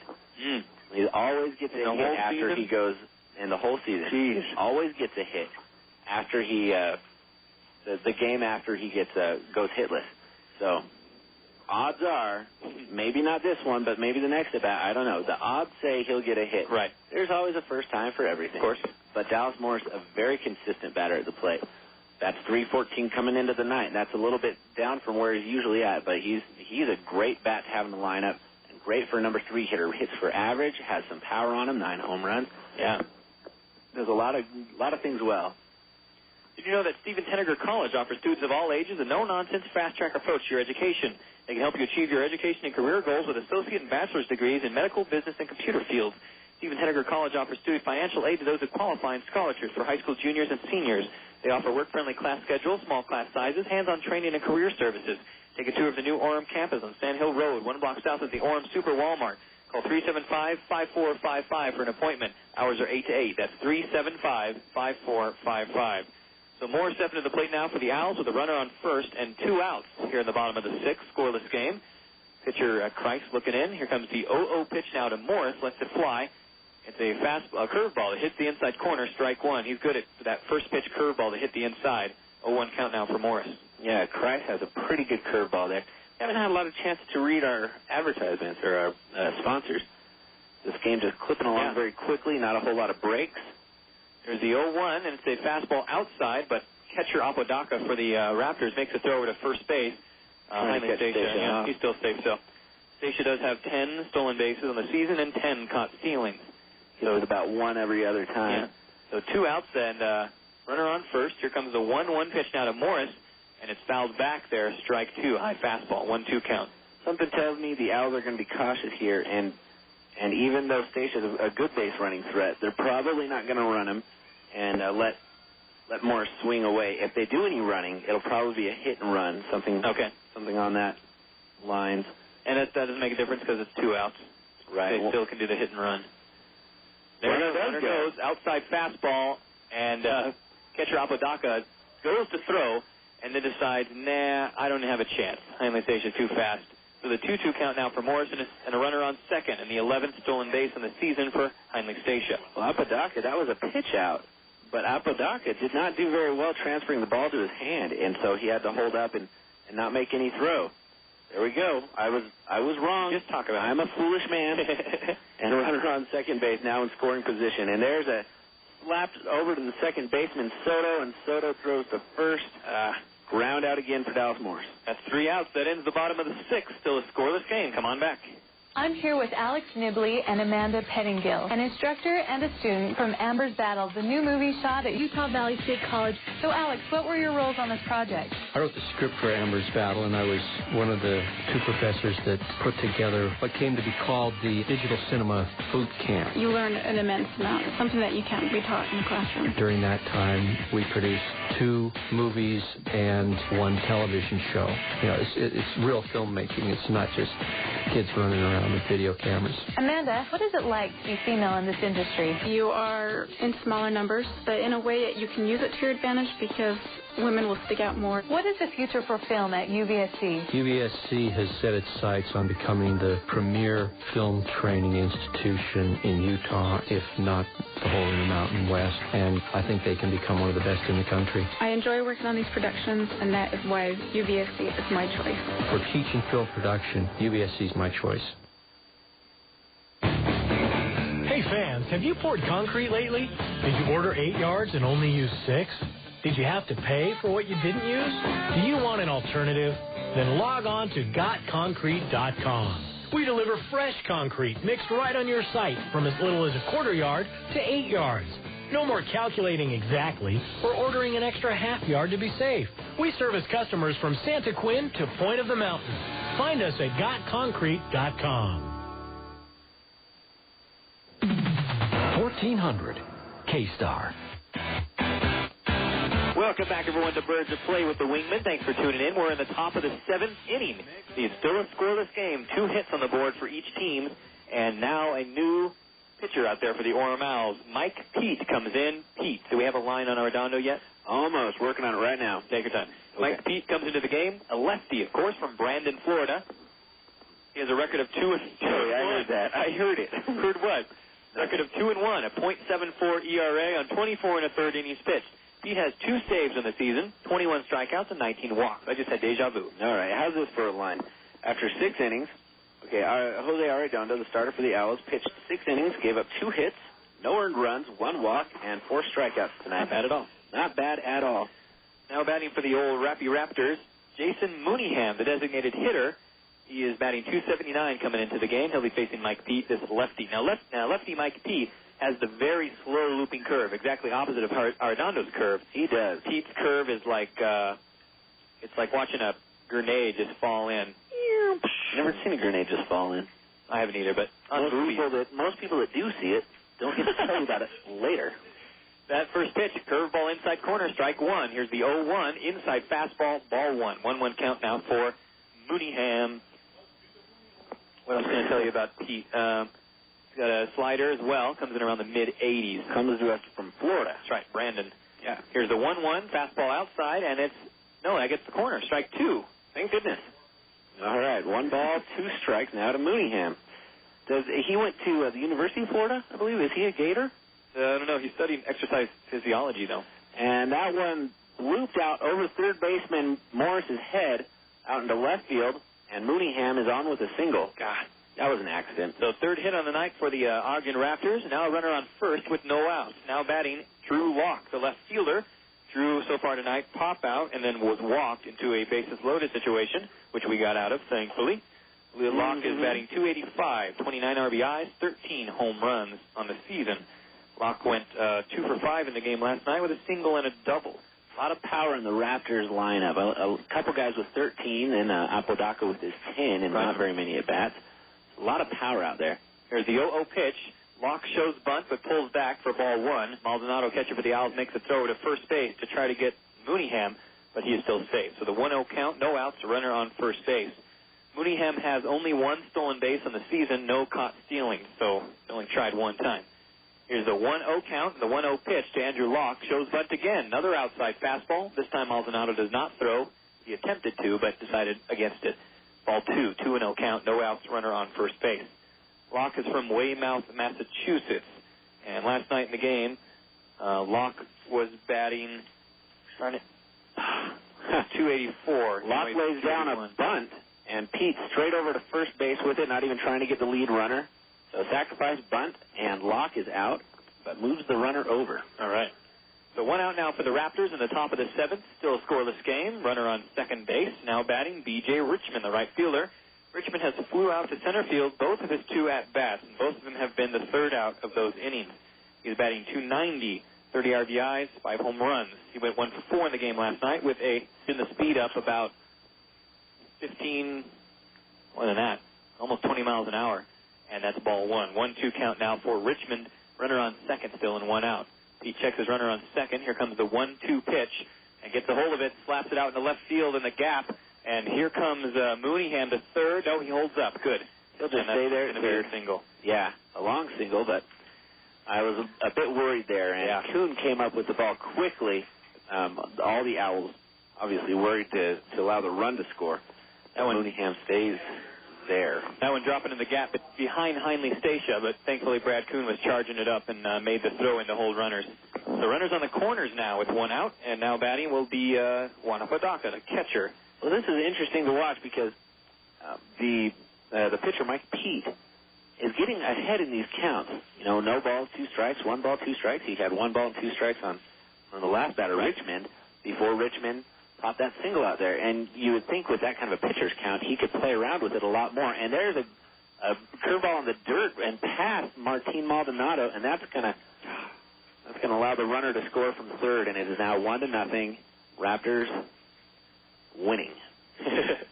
So Apodaca, did he swing on that one? He did not. Okay, so ball 1, 1-0 count for Apodaca, 1 out, runner on second now. And the Raptors now lead 1-0 in the top of the 7th inning. Does that count as an earned run? Yes, it does. Because he only his 3rd of the season. Here's the 1-0 pitch now to Apodaca. Outside with a fastball, barely misses. Ball 2, 2-0 count now. Man. So the Raptors have a 1-0 lead here, and the Owls only have 3 more at-bats at the end of this game. Checking his runner on second. Here's the 2-0. Slow curve, drops in and catches the outside corner. Strike one. Beautiful pitch. 2-1 count now for Apodaca. Owlz got to figure out a way to get not just one, but 2 runs on the board here. Mike Pete, don't expect him to allow another run. He's very good at keeping the score down. Again, only his 3rd earned run on the season. And another fastball, outside corner. Strike 2. 2-2 is the count. Looks like the Raptors are wearing their BP outfits in the game tonight. Their road uniform is a gray. They're mailing it in. And they're doing the Owlz wearing their white with red, white vests. There's a 2-2 pitch to Apodaca. Swing and a miss. Inside curveball, strike 3. And Juan Apodaca strikes out swinging, his first strikeout of the night. And the first strikeout for Mike Pete, pitcher for the Owlz tonight. Well, that's too bad. The run so far that's been scored was kind of a gimme run, even though he got on legitimately, the single and then the other single. Because of the passed ball, he was allowed to score. So it's 1-0 on just one of those mistakes that you don't want to happen. Right. Now the Owlz beating themselves a little bit. Yeah. Now batting for the Raptors, Trayvon Robinson. First pitch there, outside corner, get it. Strike 1 with a fastball. 0-1 count. 2 outs now. Runner on second base. Robinson so far tonight a pop out and a ground out. Batting .250 coming into the game tonight. He's one of those guys with very few at bats. Here's his 0-1 pitch. Inside curveball, he swings on it, strike 2. It's almost passed by catcher Maldonado, but he manages to stay on top of it, keep the runners on. 0-2 count now, 2 outs, runner on second. Maldonado did good to get his body behind that. Yeah.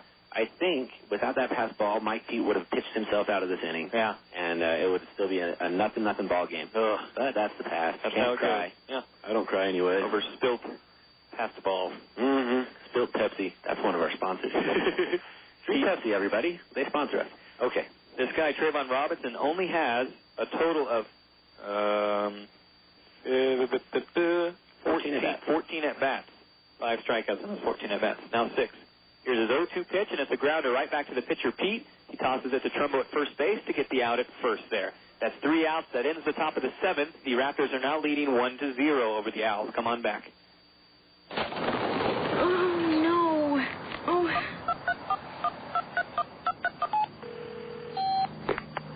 Hello, you've reached the Satellite Emergency Service. We've located your position. How can I help you? Yeah, I spilled my Diet Pepsi. The whole thing spilled out onto the side of the road. It's empty, and I'm still thirsty. Okay, Miss Harvey, was the Diet Pepsi full or half empty? I still had at least 3/4 of it left. Mm-hmm. Are you walking or biking? Biking. How familiar are you with the area? Not very. You're facing southbound? Yes. All right, go 1.3 miles. You'll see a dog chasing a mailman. Take a right. There'll be a gas station with a mini-mart on the left-hand side. You'll be able to purchase another Diet Pepsi there. Thank you. Thank you so much. Is there anything else I can help you with today? I don't have my wallet on me. Double check your left pocket. There's some lint and $1 and change. The Diet Pepsi Satellite Emergency Service provides you with the safety and security no other soft drink can. Subscribe today and enjoy Diet Pepsi wherever you go. Light, crisp, refreshing. Diet Pepsi. Everybody wants to be recognized for their accomplishments. From Little League to the pros, Employee of the Month to Salesperson of the Year, awards are a great way of saying you're a superstar. If you have a superstar on your team or at work, contact Payson Sports and Trophy. They feature a winning selection of awards, plaques, and trophies, as well as custom engraving and quantity discounts. Find them in your Yellow Pages or stop by at 15 East 100 North in Payson. Payson Sports and Trophy, blue ribbon quality and service. 1400 K-Star. Welcome back, everyone, to Birds of Play with the Wingman. Thanks for tuning in. Bottom of the 7th inning, the Ogden Raptors have put a run up there on the board thanks to a passed ball that allowed a runner to score from third base. So the Raptors are now leading 1-0 as we enter the bottom of the 7th. Your Orem Owlz up the bat here. Sham run. Man, it was a sham run. Now batting Mark Trumbo. So far, Trumbo's reached base once with a walk. He grounded out to third base his first at-bat. He's batting .270 coming into the game tonight. Trumbo had a single last night against the Ogden Raptors in that Game 1. This is Game 2 in the 4-game home series against the Raptors. Folks, if you're like me, you're sitting at home going, my gosh, we're already into the bottom of the 7th inning. Yeah. That's amazing. Only an hour and a half into the game. Not bad at all. First pitch there, inside fastball, ball 1. Here's the 1-0 to Trumbo. Outside fastball, but it catches the corner. Strike 2. Strike 1. 1-1 count for Trumbo. Sham. Sham pitch. Sham. That was not a strike. 1 ball, 1 strike now to Trumbo. Here comes this 1-1. Another fastball. This time it's low. Ball 2, 2-1 count. So this new pitcher, Kreis, he came in. He's pitched 2 innings so far, or just 1 inning? 2 innings. Okay. He got himself out of a jam where he had allowed runners on the second and third. Owls could not bring a run home. Right. Too bad. There's another fastball. This one outside. Even gets away from Apodaca. Ball 3, 3 balls, 1 strike. Interesting. Trumbo. This is a good count for him. He's a little due for a home run. I agree. Which would tie up the game, but he does have 6 on the season. He represents the tying run right now. He does. Here's 3-1 pitch now to Trumbo. Lets this one fly. Outside, fastball gets the corner. Come on, strike 2. You gotta be kidding me. This is like, I can see it landing on the other side of the catcher. How can it possibly be on the strike zone? Over into the left-handed batter's batter box. And there's a high fly ball, and that got all of it. As I said, it goes out to the second fence, and a home run solo shot for Mark Trumbo. The game is tied 1-1. Holy cow. What did we just say, Chris? Due for a home run. He would tie up the game. He represents the tying run, and he does everything. 3-2 pitch there. We're amazing. Well, Mark's amazing. Mike Trumbo is more amazing. We're just good guessers. Mark Trumbo now has 7 home runs in the season and 41 RBIs. The game is now tied 1-1 here in the bottom of the 7th. No outs for the Owls. No runners on. Flint Whipke stepping to the plate now, designated hitter. Now, what's also fun about this, and I don't have the statistic, but if my memory serves correctly, I don't think Mark Trumbo's ever had a home run game where another Owl didn't get a home run. Really? He's never had a solo? No. It's usually there's a second home run somewhere in the game. Well, that's good to know. That's a good thing for us. First pitch there to Whipke is a fastball outside for ball 1. 1-0 count. No outs, no runners on. Here's the 1-0 pitch to Whipke. Inside. Curveball gets the corner. Strike 1. 1-1 count now. Whipke 1 for 1 tonight. He singled and walked. Got left on base. Yeah. What you looking for there, Joe? Here's a 1-1 pitch there. Fouled back. Strike 2 of a high fastball. 1-2 count. I wanted to see if Trumbo's ever got a home run as the leadoff batter. I believe he has. Let's see. I think that is his 3rd, if I'm not mistaken, as a leadoff batter. First. No, second. Second. Okay. As leadoff. There's a foul ball grounded down towards the Owls' bullpen, and still strike 2. 1 ball, 2 strikes to Flint Whipke. Tomorrow night we have a 7:05 game. Same with Tuesday night, a 7:05 game. The last 2 games of the entire, of the entire home season. There's the 1-2 to Whipke and a grounder down the third base line like a laser past the third baseman Mitchell. That went almost all the way to the fence. That's going to be a double for Flint Whipke, beating the throw by a couple seconds there, and that is going to be a double. How about that? Whipke 2 for 2 with a single and a double tonight. Wow. No outs. And now Billy Boyer coming to the plate, and here's another batter very much due for a home run. Right. For Flint Whipke, that's his 5th double on the season, and now a runner on second with no outs. Billy Boyer stepping to the plate, getting a little chat there by Keith Johnson, who's actually in the third base coaching box tonight. Tom Kochman in the first base. Well, they've just switched for this 1 inning. Okay. I do remember Kochman being in the third base box earlier, but interesting. They just decided to swap there. And Keith Johnson, usually very good at reading these pitchers and how they're approaching their batters. Right. And he usually has some very good advice on first pitch swinging, wait for him to beat himself and stuff like that. There's the 0-0 pitch to Boyer, way outside with a fastball, ball 1. 1-0 count, no outs, runner on second out there. Wow, that was quite a crack by Whipke. And here's the chance for the Owls to take that lead now. A tied ball game, 1-1. 4 hits for each side as well. That's right. No errors on the game yet, all the way in the 7th inning. Wow. Proud. I'm proud of my boys. Oh, I haven't checked this stat for a while, but the Owls for a long time were leading the league with fielding percentage with no errors committed. Well, they had errors committed, but the least amount of errors committed. There's a fastball outside again. This time Boyer holds up. Nice work. Ball 2. 2-0 count now. No outs and a runner on second base out there. Let's see how Boyer does with runners in scoring position. He bats 2-0-3 with runners in scoring position. Here's his 2-0, and it's a low fastball outside. Ball 3. 3-0 count now for Boyer. So 3 fastballs outside, all of them missing, and now Boyer about to get walked here. But you got to take into account not just the 2-0-3 with runners on base or in scoring position. Boyer's batting .317 over his last 10 games. Yeah. There's ball 4, fastball outside. Boyer held up on each one of them, and he gets walked. And now runners on first and second with no outs. Billy Boyer, the 3rd walk on the game for the Owls. off of ball 4. That's right. That'll bring up Martin Maldonado, the Owls catcher, who has not, who's hitless tonight, grounded out and reached on a fielder's choice his last at bat. However, he's a very good bat for average and does a lot of singles. Got his first home run against the Raptors just a couple days ago, if I'm not mistaken. Who's that? Martin Maldonado. He had a, you're right. I threw away that thing, but yeah, it's a couple games ago. There's the 0-0 pitch to Maldonado, and it's way outside with a fastball, ball 1. Looks like this pitcher, Christ, is trying to hit that outside corner against righties with his fastball, and he's missed 5 times in a row now. So the 1-0 count for Maldonado, runners on first and second and no outs. With runners in scoring position, Maldonado bats .333. That's not too bad. Awesome. Another fastball missed in the exact same spot, so 6 in a row there. Ball 2 to Maldonado, 2 balls, no strikes.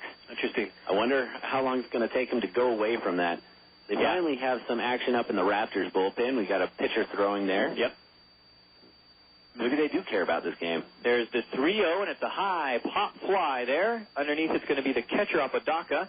He calls for the catch and makes it. And that one went straight up in the air and straight back down to where Maldonado was standing in the left-hand batter's box. And that's out number 1 for the Owls here. Runners on first and second still. Now, is that, I don't know, is it the left-handed batter's box from our point of view or from the pitcher's point of view? Well, the left-handed batter's box is for left-handed batters. Okay, so never mind. That was the right-hander's batter's box then. Okay. Right. Gotcha. Because when you're on stage, you're an actor. Yeah. And it's left stage. Stage left. Stage left is to my left if I'm an actor. Mm-hmm. And then you've got the house left or house right, exactly. I guess is the other one. You know why they did that? Where it's up center, down center, left center? No. All those? I'll explain in a second. Okay. First pitch to Michael Hughes, now batting for the Owls. It's fouled off, strike 1. Because in the Greek theaters, when they had shows, the stage, it was a ramp, like a stage stage. Yeah, it was slanted up. So up center was actually elevated. Exactly. Yeah. Okay, 1 out for the Owls. Runners on first and second. How many sports fans are actually, the thespians? Like the theater, like hearing about the old Greek. If you are out there, well, you're welcome. That's all I studied in college. Everything about that junk. There's a swing and a miss and an inside curve, strike 2. 0-2 count for Hughes. 1 out, runners on first and second. So far tonight, Hughes has struck out both at bats. One of them a swinging, one of them a looking. I don't care what the knowledge is. If it's interesting, if I find it interesting, I'm glad I obtained it. Like one time I was watching the Discovery Channel, and they try to throw to second base to get Flint Whiskey. Oh my goodness! And it was overthrown, and center fielder Robinson comes on to get it, and Whiskey runs down to third base, and they throw him out at third base. He comes in standing up, and he's not leaving the base yet. They're appealing it. Yeah, the ump called him out. Whiskey's staying out there talking to Keith Johnson on the third base bag.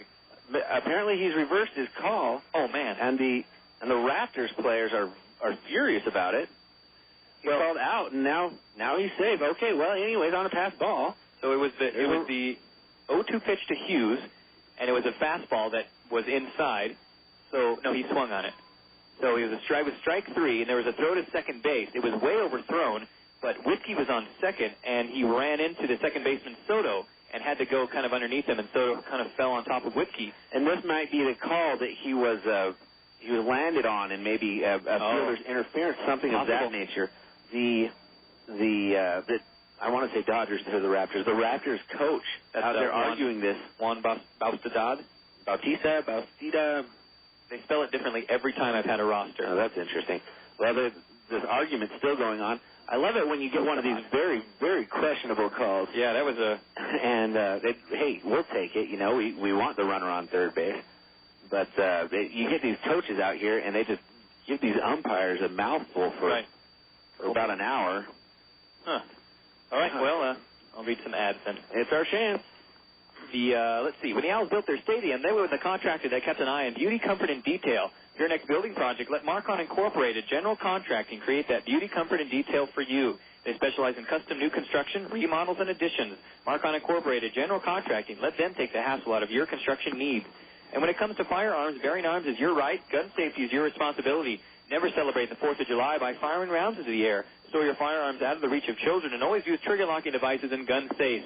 A community service reminder from Sportsman's Warehouse, located on Riverdale Road between PetSmart and Target, and online at sportsmanswarehouse.com. All right, good break. And the The conversation is over out there. The Raptors coach heading back to the dugout. I'm sure still not very satisfied with the call, but the runners are on, second and third. Whipkey is on third base. And there's a grounder hit to third baseman Mitchell, Stantrell Smith, and he's thrown out at first base. So Owls threaten but do not accomplish the go-ahead run. That ends the bottom of the seventh inning. Score still tied 1-1. Come on back. The Wolverine, or Kula makes its den close to the I-15 freeway in Orem, Utah. Its feeding grounds on the campus of Utah Valley State College provides the Wolverine with a plentiful diet of over 32 four-year programs and an array of savory associate's degrees. But the Wolverine's an insatiable hunter and has developed an appetite for larger prey in the NCAA. Its recent forays have already disrupted Division I wildlife throughout the region. The Wolverine's a ferocious fighter, known to defeat animals several times its size. Humans should avoid confrontation with Wolverines wherever possible. Yet, for the sake of research, we went into the Wolverine den to record their behavior. For decades, the cougar's been presumed by ecologists and athletic directors in Utah to be at the top of the provincial food chain. Now, with the introduction of the green and gold UVSC Wolverines into the NCAA Division I ecosystem, it's evident that, as they say, there's a new color in town. Out and Back is your Utah Valley source for all your family's outdoor adventure needs. Serving Utah County for over 17 years. We have a wide stock of excellent gear and clothing from Mountain Hardware, the North Face, and Sierra Designs, along with the Valley's largest selection of Chaco sandals. Whether you go camping, climbing, hiking, or mountaineering, we have what you need. Let us take care of you. Out and Back, 1797 South State Street, Orem. Bring in your Owlz ticket stub within 7 days after the game and get up to 3 pair of our $14.95 quick-dry nylon river shorts for only $4.95. Or mention this ad and get 2 pair of $6.95 outdoor socks free with any purchase over $20. 1400 K-Star. Welcome back, everyone. The Birds of play with the Wingmen already in the top of the 8th inning. The score is tied 1-1. And still pitching out there for the Orem Owls, Mike Pete. So far, Pete has struck out one Ogden Raptors batters and allowed 2 hits. He did allow the 1 run for the Raptors in the last inning. He's going to come on and face the top of the order, Juan Rivera, Jesus Soto, and David Sutherland. The 0-0 pitch to Rivera is a fastball outside, ball 1. Now, it's earlier game start today, so the shade is just now entering the infield. Just creeping on, and the way they've been playing so quickly, shade probably won't be a factor here. There's a 1-0. It's a grounder to Boyer at second, and the throw to Trumbo is made for out number 1, a ground out there to the second baseman, Boyer. And they continue with the lightning speed of this game.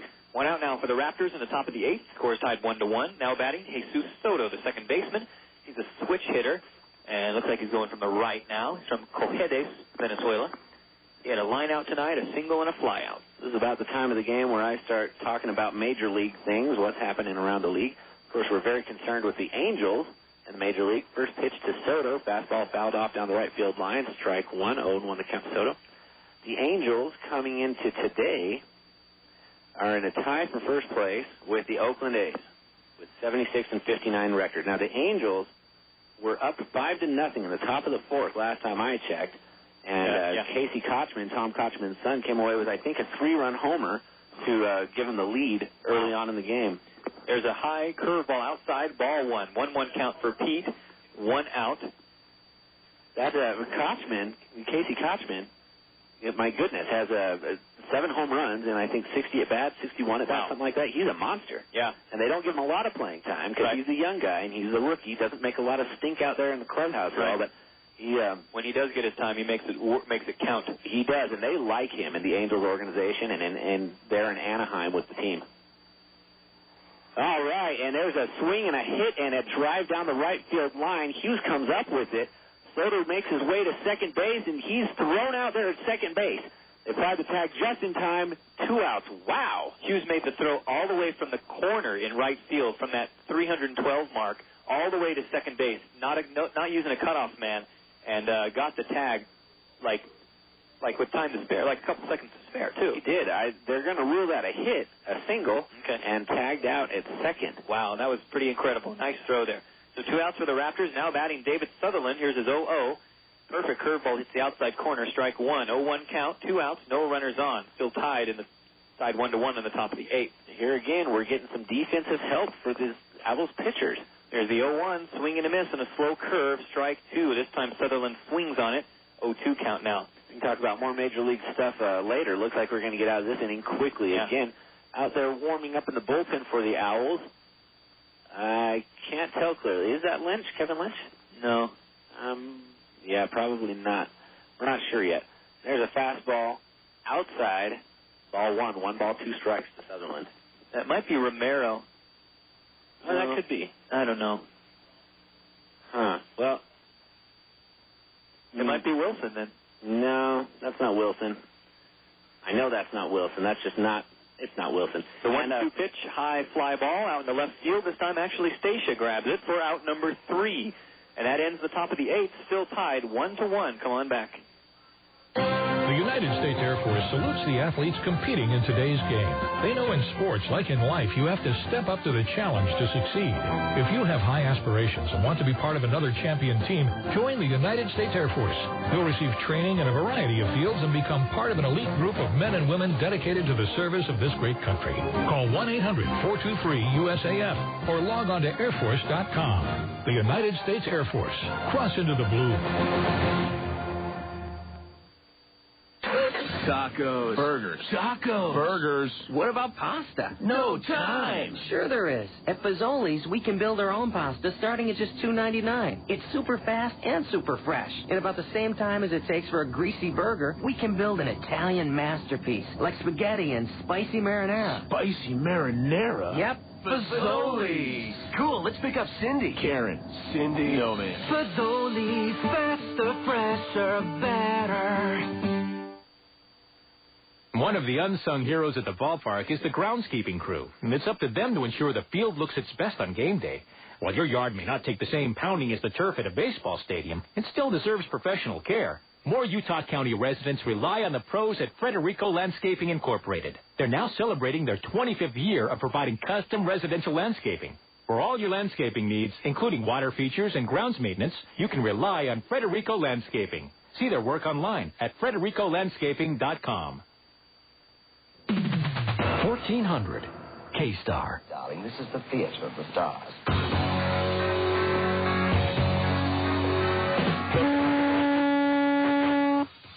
Welcome back, everyone, to Birds of Play with the Wingman.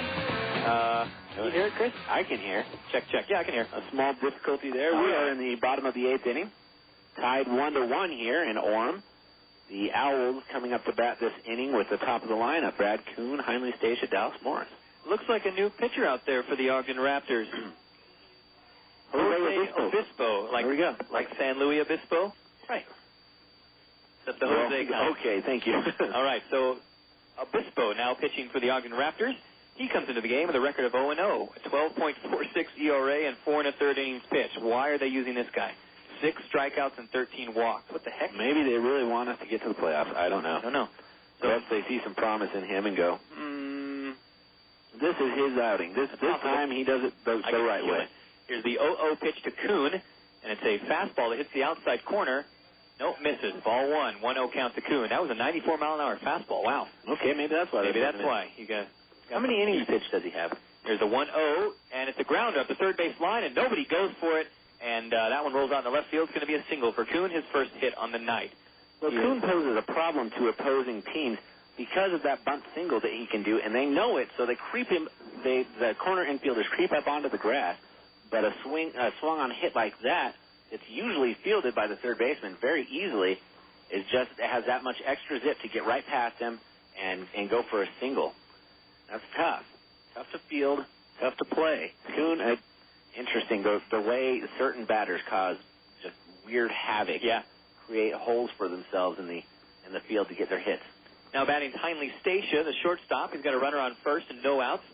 This pitcher, Obispo, has pitched 4 1/3 innings. Okay, that's why he's got such a high ERA. Because that one, how many earned runs? Very possibly he's got very good stuff and could get through this inning pretty quickly. 6 earned runs. Well, Kuhn over on first base with his first hit on the night, now 1 for 4. That increases or maintains his hitting streak now at 10 games reaching base with a hit. There's a throw over to first base. It's way underthrown. Kuhn is safe. So the 0-0 count still for Stacia. No outs, runner on first. So far tonight, Statia's 1 for 3 with a single and a stolen base.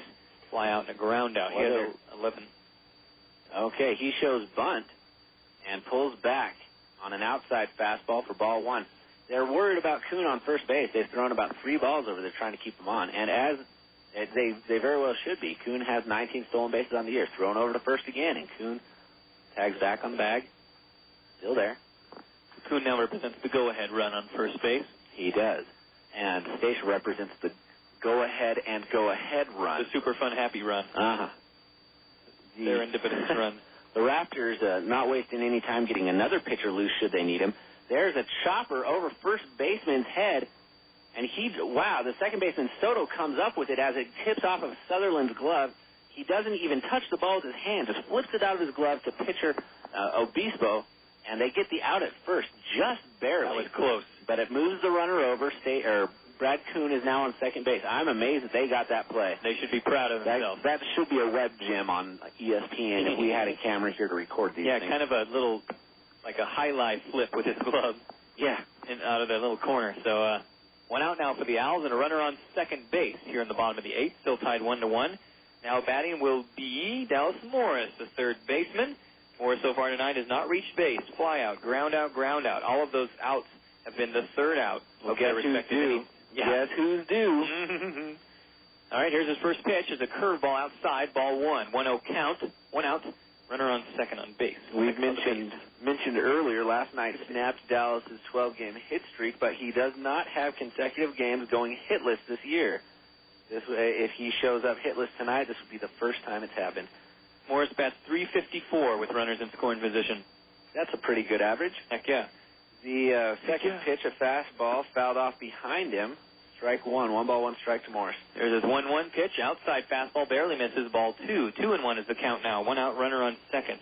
And if Trumbo was due for a home run and got it, well, Dallas is also due for a home run, and we'll see what happens. He still leads his team with 9 home runs. He does.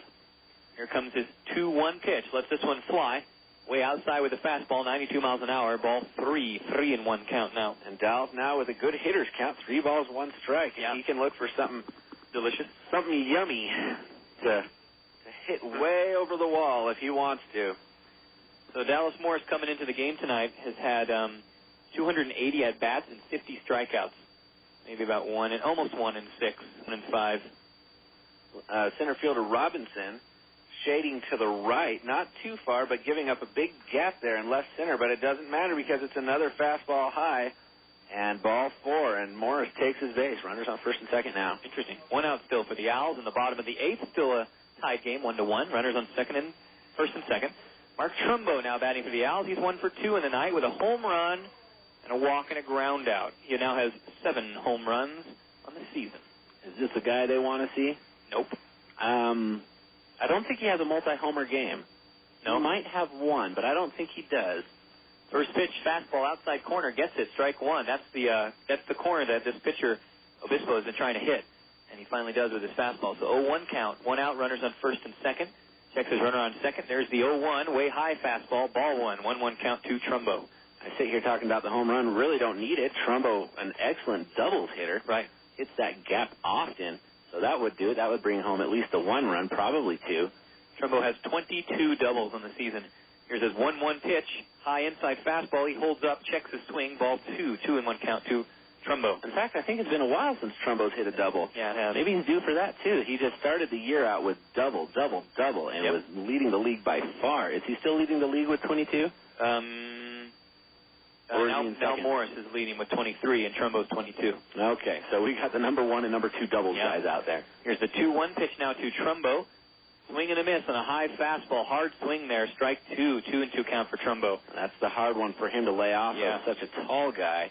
Thinks he can get up to it. Most of these tall guys, it's a hard one to lay off of because they see it and they go, I can get that. I'm taller. I can reach that and drive it out of here. But nope, it gets over the bat more often than not. Trumbo also up there in the Pioneer League standings with the 29 total extra base hits.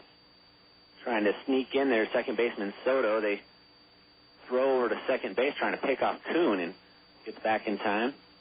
Again, worried about that lead runner, as well they should be. Anything, a well-hit single, Kuhn with a lot of speed, that would score a run. And here's a fly ball out to center field. It's in shallow center. Robinson's under it. And Kuhn fakes like he's going to run, but tags and stays on second. So 2 away now. All right. Still 2 outs. Now 2 outs. Still runners on first and second base.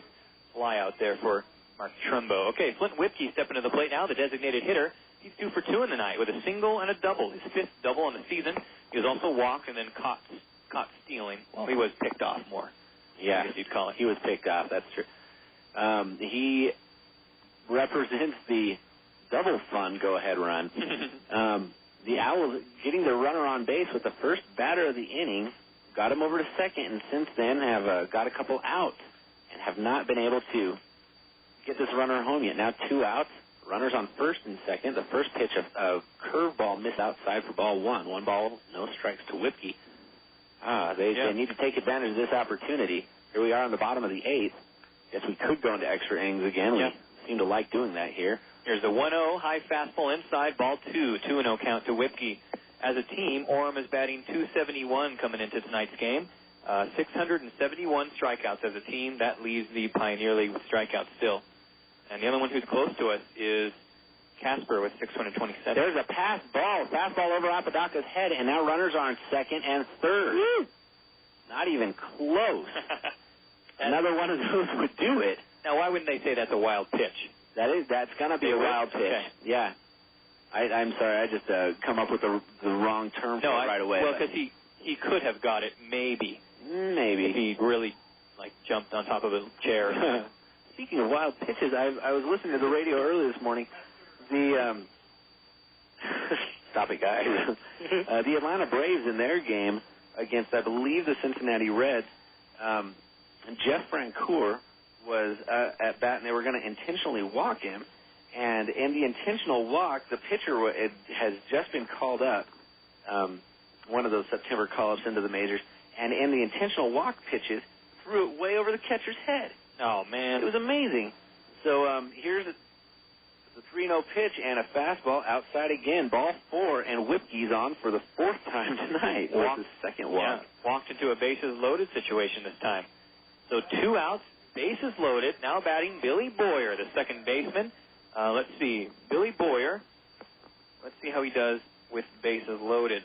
200. He bats 167, bases loaded. He had this situation last night and couldn't convert, unfortunately, but sometimes he does hit it. And pitching coach for the Raptors out there of the council with Obispo and Apodaca. Hey, Chris, are you tired of that old routine? Yes. Why don't you go down to Escape Motorsports in Provo? They have what you need to re-energize your life. Escape Motorsports has dirt bikes, street bikes, ATVs, jet boats, personal watercraft, and generators. They even have zero-down financing available on approved credit. So why don't you go down to Escape Motorsports at 1480 North State in Provo and put some excitement back into your life? In baseball, it takes a line drive straight up the middle to bring the runner home. If your car is having trouble driving a straight line or difficulty bringing you home, contact Jack's Tire and Oil. They specialize in wheel alignment, balancing tires, oil changes, lube jobs, tune-ups, and more. Jack's Tire and Oil. See them on North State Street in Orem. And the pitching conference is over. Have we gone through all our advertisements? I'm done, man. All right. They gave us the chance. Didn't know if we would get it, but we did. Thank you, sponsors. All right. We like them. Patronize their businesses, everybody. So 2 outs for the Owls. Bases loaded here in the bottom of the 8th. Score still tied 1-1. Billy Boyer at the plate right now. Boyer's been on base once tonight with a walk. He grounded out and had a sacrifice bunt as well. Adding 246 coming into the game. Here's his 0-0. Checks the swing on an outside low fastball. Ball 1. 1-0 count to Boyer. Well, exciting times here. The Owls just need one to go ahead and then stop the Raptors next inning as they come up to bat. They'll be coming up with the meat of their order, the 4, 5, 6 batters. But here's a long fly ball out in the center, but Robinson is underneath it to put it away for out number 3. And so the Raptors get out of the jam, and we're going to go into the top of the 9th now, still tied 1-1. Today, more and more people are insuring their homes with us through Auto Owners Insurance. We'll provide low-cost, quality protection, claim service that is second to none, and if you insure both your home and car through Auto Owners Insurance, you'll qualify for additional premium discounts. Find out more at Blue Mountain Insurance, located on University Avenue in Provo. Give them a call at 373-SAVE. That's 373-7283. Blue Mountain Insurance and Auto Owners Insurance. The no-problem people. Welcome to the Pepsi Theater Minute. Today, the story of Langusto and Pesto. Ah, Langusto. Oh, pesto. Cacciatore, lasagna, gorgonzola. Oh, linguini, carbonara, calzone. Scalupini, tortellini al pomodoro, bruschetta, prosciutto, ricotta. Pepsi. Pezzi, cappellini, salame, pancetta, pezzi, mortadella. Calzone, Pepsi. Pezzi, ravioli, scalopine, minestrone, prosciutto. Pepsi e scalopine. Linguini, cannelloni, maccheroni, gnocchi, gorgonzola. Gorgonzola, Bologna. Spaghetti. Antipasti. Parmigiano, provolone, mozzarella, pezzi. Langusto, calamari. Langusto, Pepsi. Pepsi, food's good. Pepsi, it's the cola. 1400 K-Star is KSRR Provo. Welcome back, everyone, to Birds of Play with the Wingmen. We're now in the top of the ninth inning. The score is still tied 1-1. And there's been a pitching change out there for the Orem Owlz. And he's a new pitcher to the roster. He just arrived about a week ago. His name is Ryan Aldridge. Aldridge now pitching for the Owlz. Number 39. He's a righty from Wayne County, Georgia. Drafted in 2004, just brought up about a week ago. He's a right-handed pitcher, Aldridge. We really don't have much on Aldridge.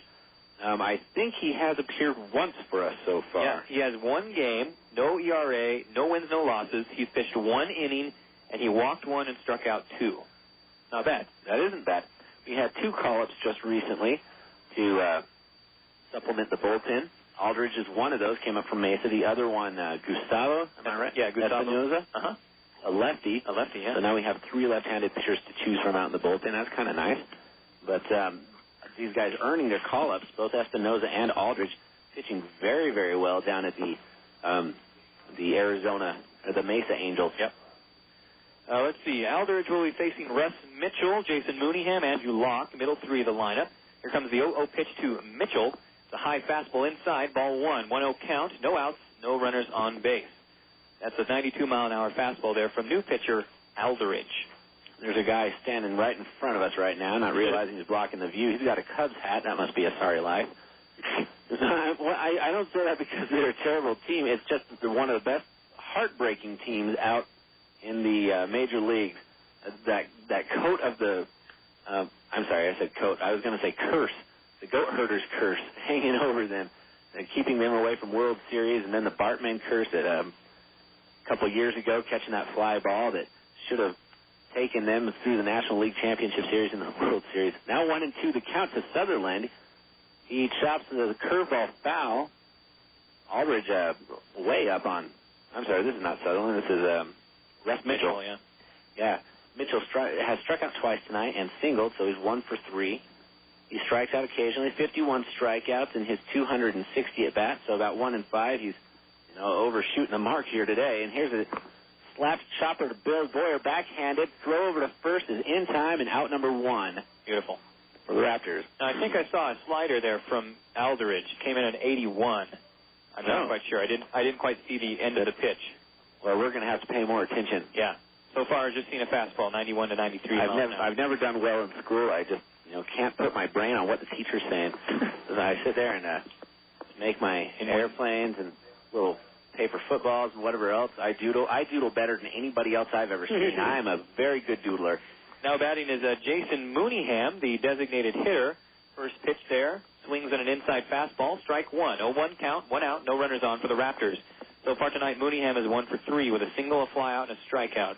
Comes the 0-1 pitch to Mooneyham. Gets a hold of it, a high pop fly going foul behind us there. Strike 2, 0-2 count. That one bouncing up on above the concourse awning. And here we have Aldridge up again in the count. No balls, 2 strikes. Mooneyham with 1 strikeout so far. 29 strikeouts in his 175 at-bats. About 30 and 175. Oh, I'm not even going to do it. Maybe 1 in 6-ish. There's a... What was that? Was that the slider?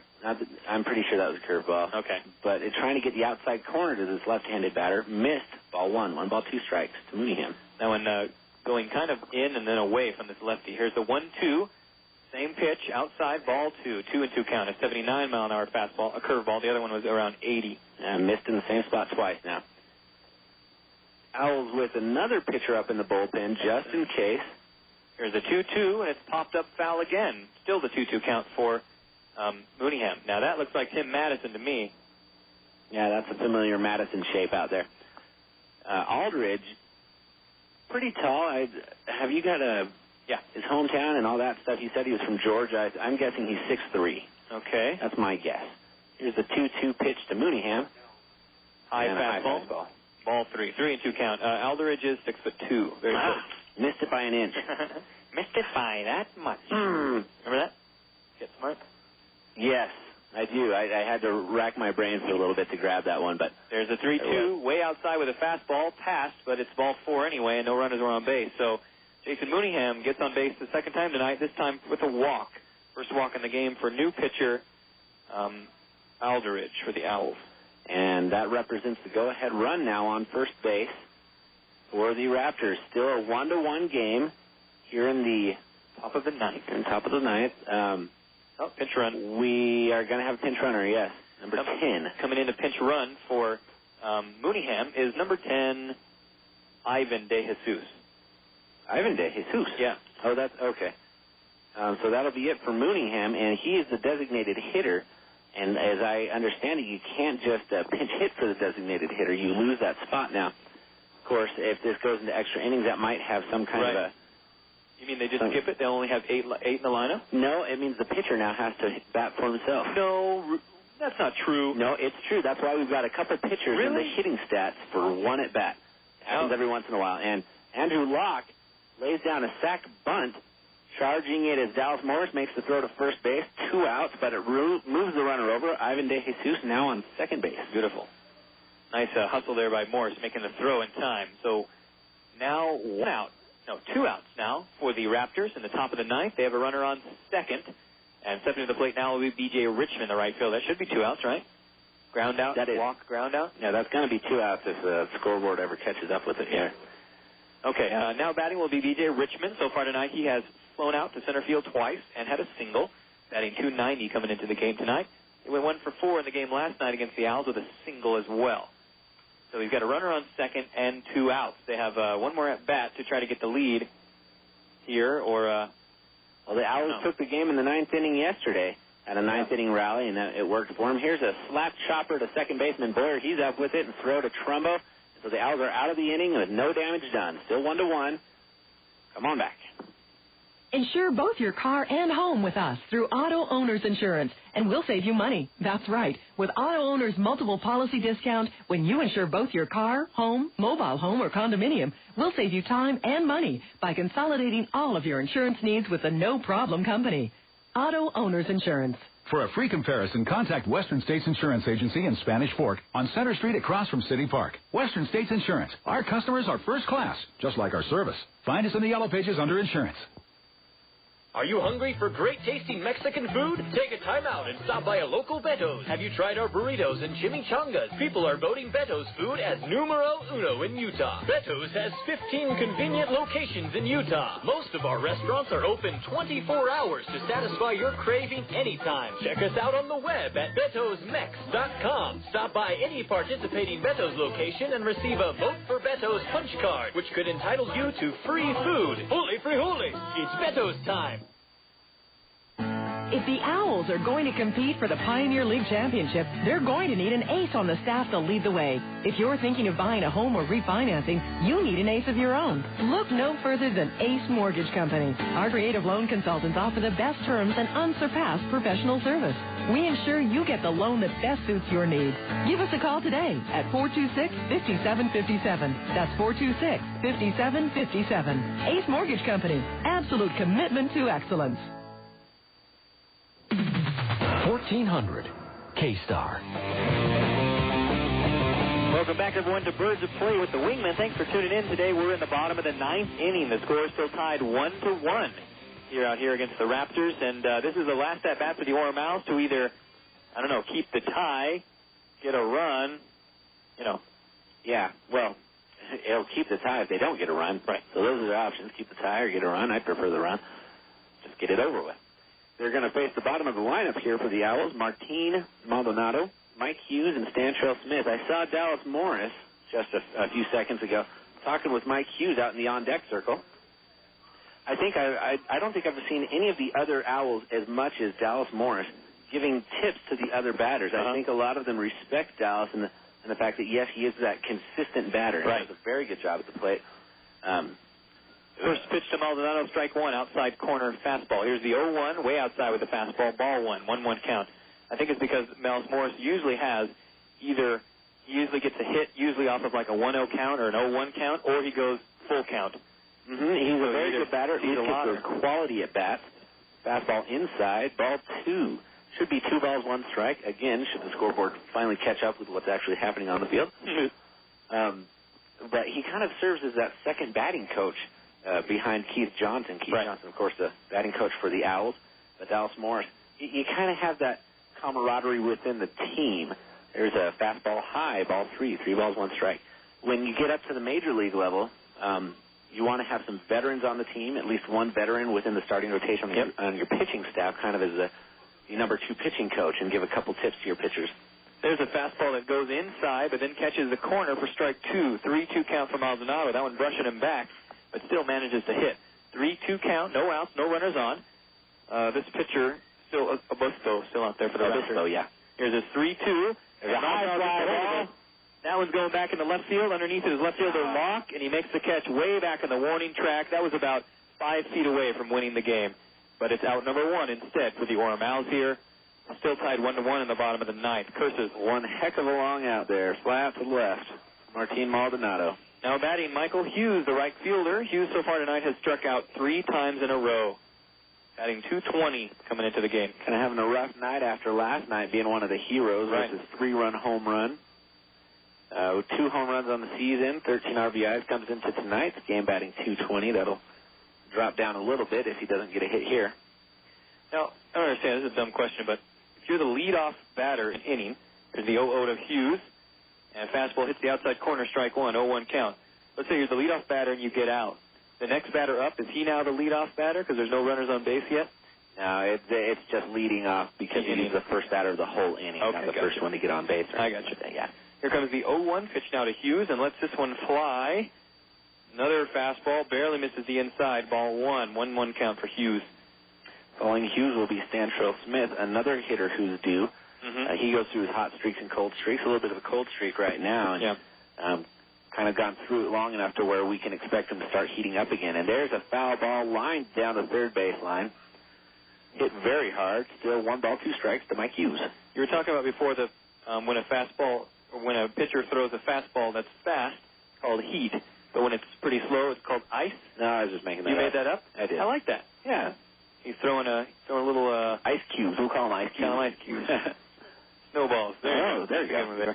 Here's the 1-2 to Hughes. Gets a hold of it out in the left field. And another in the warning track. And Robinson gets under his glove and out to the wall. We could barely see that. And Mike Hughes easily into third. Oh, I'm sorry. No, that was caught. All right, okay. He did catch that. That was very, very hard to see, and we apologize at home. That sounded the ump made the out thing. Oh, really? Okay. He had a white like bandage around his left wrist that looked like the ball. So he did make the catch. Out number 2. There's the 0-0 pitch down to Stantrell Smith. A high fly ball in left field. Underneath it is Locke. And Locke makes the catch for out number 3. We're going to extra innings. Going to extra innings. We're tied 1-1. Coming back to the top of the 10th after this. I'm here at Utah Valley State College with new President William Cederberg. Mr. Cederberg, why is UVSC your choice? UVSC is my choice because it's a dynamic institution. The faculty are very strong. It's located in a community with strong values, a community committed to higher education, and I think the future is extremely bright here. So as I looked at it, I really didn't want to go to a school that was just maintaining the status quo. I wanted to be a school that was in transition, that was exciting, that was happening. Okay. As president, what are your plans? My largest job as president is to help the school and the members of this UVSC community establish a direction for the future and then to go out and rally support for that direction. I think the future is extremely bright, and UVSC is definitely my choice for the future. Pioneer Radio and Sports would like to thank the following businesses who are committed to customer service. This Owlz broadcast brought to you in part by Ray's American Car Care Center, by Frederico Landscaping, exceeding your expectations since 1980, by the United States Air Force Cross into the Blue, by Bay Ling Insurance Agency, Payson's hometown agency for over 30 years, and by Triple T Heating and Cooling, comfort from our family to yours. 1400 K-Star. Welcome back, everyone, to Birds of Play with the Wingman. We've gone into extra innings. We're in the top of the 10th. Score is tied 1-1 out here against the Rappy Raptors. Still pitching out there on the mound for the Owls, Ryan Alderidge. So far, Alderidge has allowed 1 walk and 3 groundouts. That's right. He did the job last inning, only allowing 1 runner on, but getting through the inning quickly. And here we have the latest trend out here in Orem, going to extra innings, because that's apparently what we like to do. Top of the 10th inning now. The last inning for the Owls, 3 flyouts in a row. 2 to center field, 1 to left field. That got rid of that inning. They were all very long flyouts. Scary. And we thought one was going to make it out there to the wall. Got confused by the wristband on the center fielder. Robinson dropped. Now batting is Apodaca, the catcher for the Raptors. First pitch there, swings on a low curve, strike 1. 0-1 count, no outs. No runners on base. Here's the 0-1 pitch to Apodaca. Swing and a miss on a slider. Strike 2. I know he has a slider. And that was it. 0-2 count now for Apodaca. Don't you tell me I don't know what I'm doing, Chris. I didn't say that. Stop keeping me down. I was just saying you're dumb. And that's a little bit different. Well, I guess so. Okay. No ball, 2 strikes. People at home probably think we hate each other. I know. There's the 0-2. Fastball barely misses the outside. Ball 1. 1-2 count now. We only fight every third day. Right. And I mean, like, really come to blows, but... Fisticuffs? Yes. And Joey fights dirty. He pulls my hair all the time. Gouge eyes. There's the 1-2. Outside low curve. It's a drop, strike 3. Throw to first base is almost overthrown, but Trumbo manages to snag it out of the air and jump back down for out number 1. Well, it's an exciting time, you know. Catcher Maldonado gets excited. They're all excited in the field. Want to make that throw. 1 out now for the Raptors in the top of the 10th. Of course, they're tied 1-1. Now batting is Trayvon Robinson, the center fielder. Here comes Robinson's 0-0 pitch. Swing and a miss. High fastball. Strike 1. That's to you, Mr. Robinson. 0-1 count now. Scoreboard out there almost looks like binary code. In fact, any computer programmers out there, you might actually know what this says. It's zeros across the first 6 innings for both teams. Both teams scored 1 run in the 7th inning, and zeros in the 8th and 9th. And there's a grounder to shortstop Stacia. Stacia's up with it, throws to Trumbo, out number 2. We could get out of this inning pretty darn quick and then have a chance to rack up some points in the next one and win this game. But we'll see what happens. 2 outs for the Raptors in the top of the 10th. No runners on. Scores tied 1-1. Now batting Juan Rivera back to the top of the lineup. Owls will be coming up with their top of the order starting off next inning. I almost taught myself how to learn hexadecimal, which is how they program video games. Oh, dear. It's a bunch of code. There's the 0-0, and it's a fly ball out in the left field. Underneath is left fielder Kuhn, and he makes the snag way back in the warning track for out number 3 off a first pitch. That ends the top of the 10th. Score still tied 1-1. Come on back to the bottom after this. Okay, I gotta know, how do you keep your house so clean? You have pets and kids, and yet your house is always spotless. So tell me, what's your secret? It's no secret. It's Bright House Cleaning. I have them come in once a week, which saves me from cleaning on the weekends and gives me more time with the kids. Bright House Cleaning is one of the best investments I've ever made. Bright House Cleaning, also providing new construction cleanup. For daily, weekly, or monthly service, call 801-374-6219 or 801-815-2550.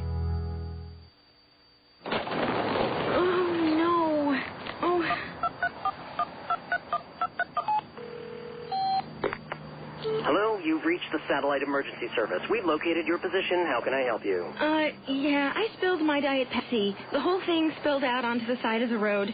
It's empty, and I'm still thirsty. Okay, Miss Harvey, was the Diet Pepsi full or half empty? I still had at least 3/4 of it left. Mm-hmm. Are you walking or biking? Biking. How familiar are you with the area? Not very. You're facing southbound? Yes. All right, go 1.3 miles. You'll see a dog chasing a mailman. Take a right. There'll be a gas station with a mini mart on the left-hand side. You'll be able to purchase another Diet Pepsi there. Thank you. Thank you so much. Is there anything else I can help you with today? I don't have my wallet on me. Double check your left pocket. There's some lint and $1 and change. The Diet Pepsi Satellite Emergency Service provides you with the safety and security no other soft drink can. Subscribe today and enjoy Diet Pepsi wherever you go. Light, crisp, refreshing. Diet Pepsi. 1400 K-Star.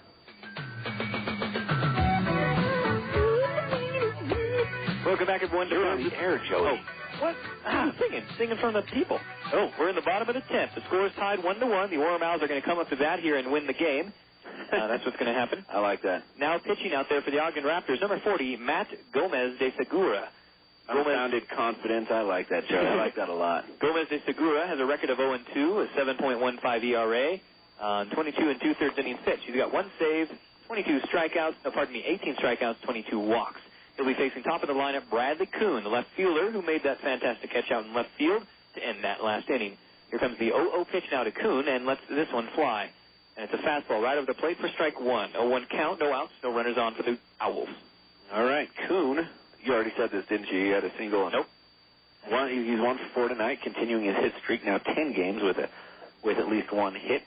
There's a fastball, hits the outside corner for strike 1 to Kuhn. I'm sorry, strike 2. No ball, 2 strikes to Brad Kuhn. Kuhn did show bunt on that one, but pulled back. It wasn't good enough, though. Strike still hit and landed. 0-2 count now, no outs, no runners on. Wind blowing hard from outfield to home. Here's the 0-2 to Kuhn, and it's a slider. That was a curveball, but it was very tight. It hits the outside corner and strike 3. Kuhn goes down looking. Interesting. His first strikeout on the entire game, and first strikeout for this new pitcher, Gomez de Segura. Gomez. Remember Gomez from the Adams family? Gomez Adams. Tish. You always say the right thing. A bunch of great names in there. Yeah. Pugsley and Wednesday Adams. So now batting is Heinley Stacia. First pitch, fastball inside corner, strike 1. 0-1 count, 1 out, no runners on. Here comes the 0-1 pitch to Stacia. Lets this one fly. And it's an outside fastball, ball 1. 1-1 count now. One of my favorite names in any TV history, Fester. Yeah, Uncle Fester. Mm-hmm. Hey, Morticia. He's a funny guy. Like Baldy. Here's a 1-1 pitch to Stacia, way outside with a curve, ball 2. 2-1 count now. And then the Munsters. A little spin-off of Adam's family. Eddie Munster and Lily Munster. Here's a 2-1, grounded down, strike 2. 2-2 count now. Where do they come up with these genius ideas? I don't know. They're the classic old shows. I really do like classic television. Yeah. It was very simple, but very well done. Yeah, I think so.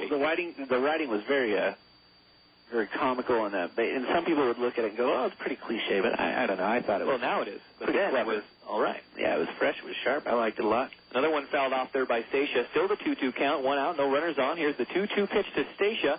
Gets a hold of it, a high fly ball out in the center field. Underneath it is center fielder Robinson in shallow center field for out number 2. A fly out there for Heinley Stacia. Oh, boy. 2 outs now for the Owlz in the bottom of the 10th. Score still tied 1-1. Now batting Dallas Morris, the third baseman. Now Morris, like we're saying before, due for a hit. I say he's due for a home run and due for a game win. He's done it before. Yeah. He has at least 1 walk-off home run this year that I can remember. The very beginning of the season. No. It was against the Brewers. Oh, at their place? Here, extra innings. I think it was like the 14th inning. He had the walk-off home run on one of our afternoon Sunday games, but not this time. Yeah, first pitch there, swing, grounder to the third baseman, and he is thrown out at first base. That's 3 outs. That ends the bottom of the 10th. We're going into the top of the 11th after this. Score's tied 1-1. When a medical emergency occurs, the minutes it takes for help to arrive can be the most important minutes in saving a person's life. Do you know what to do in a life-threatening situation? Save a Heart of Utah provides daily private and public classes in CPR and first aid, including the new automatic external defibrillator. The classes are interactive, practical, enjoyable, and may just be the most important 2 hours you ever spend. Make sure you know what to do in an emergency. Call Save a Heart Utah at 582-7114. Everybody wants to be recognized for their accomplishments. From Little League to the pros, Employee of the Month to Salesperson of the Year, awards are a great way of saying you're a superstar. If you have a superstar on your team or at work, contact Payson Sports and Trophies. They feature a winning selection of awards, plaques, and trophies, as well as custom engraving and quantity discounts.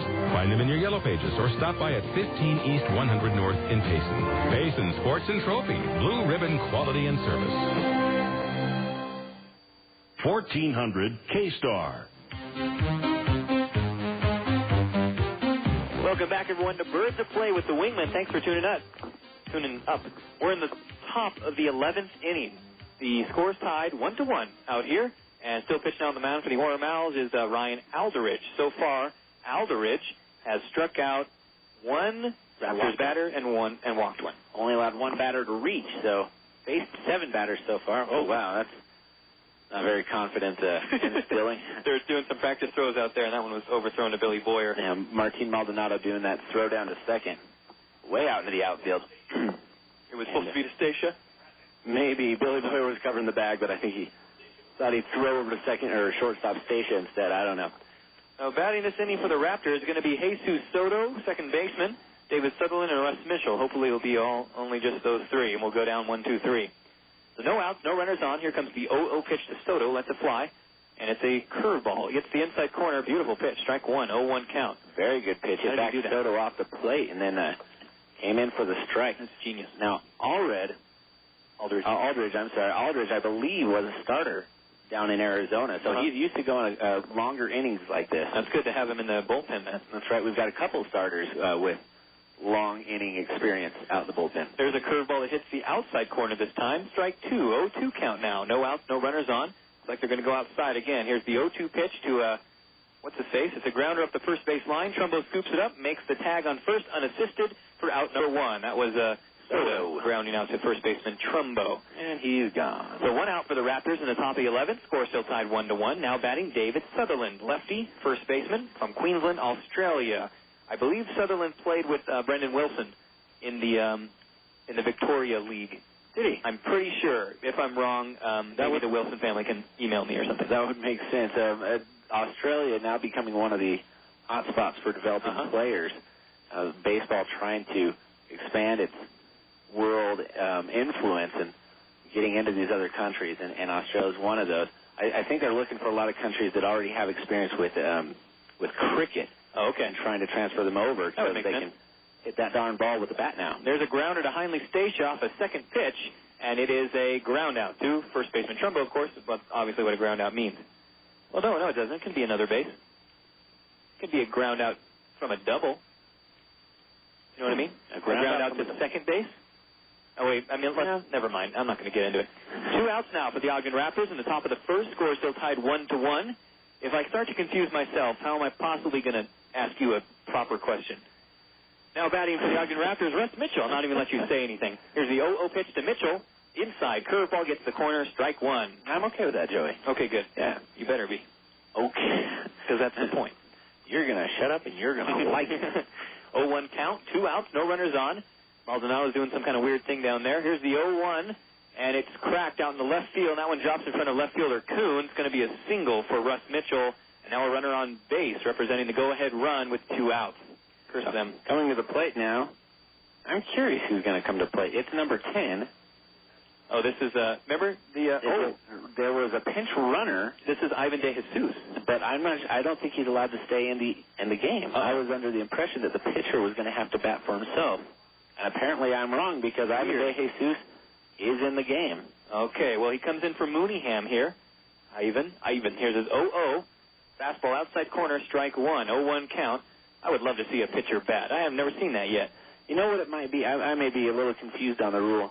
If the designated hitter has a pinch hitter or a pinch runner go for him, and then that runner or hitter comes into the game to play one of the fielding positions, that takes away the designated hitting spot. But if he just stays there?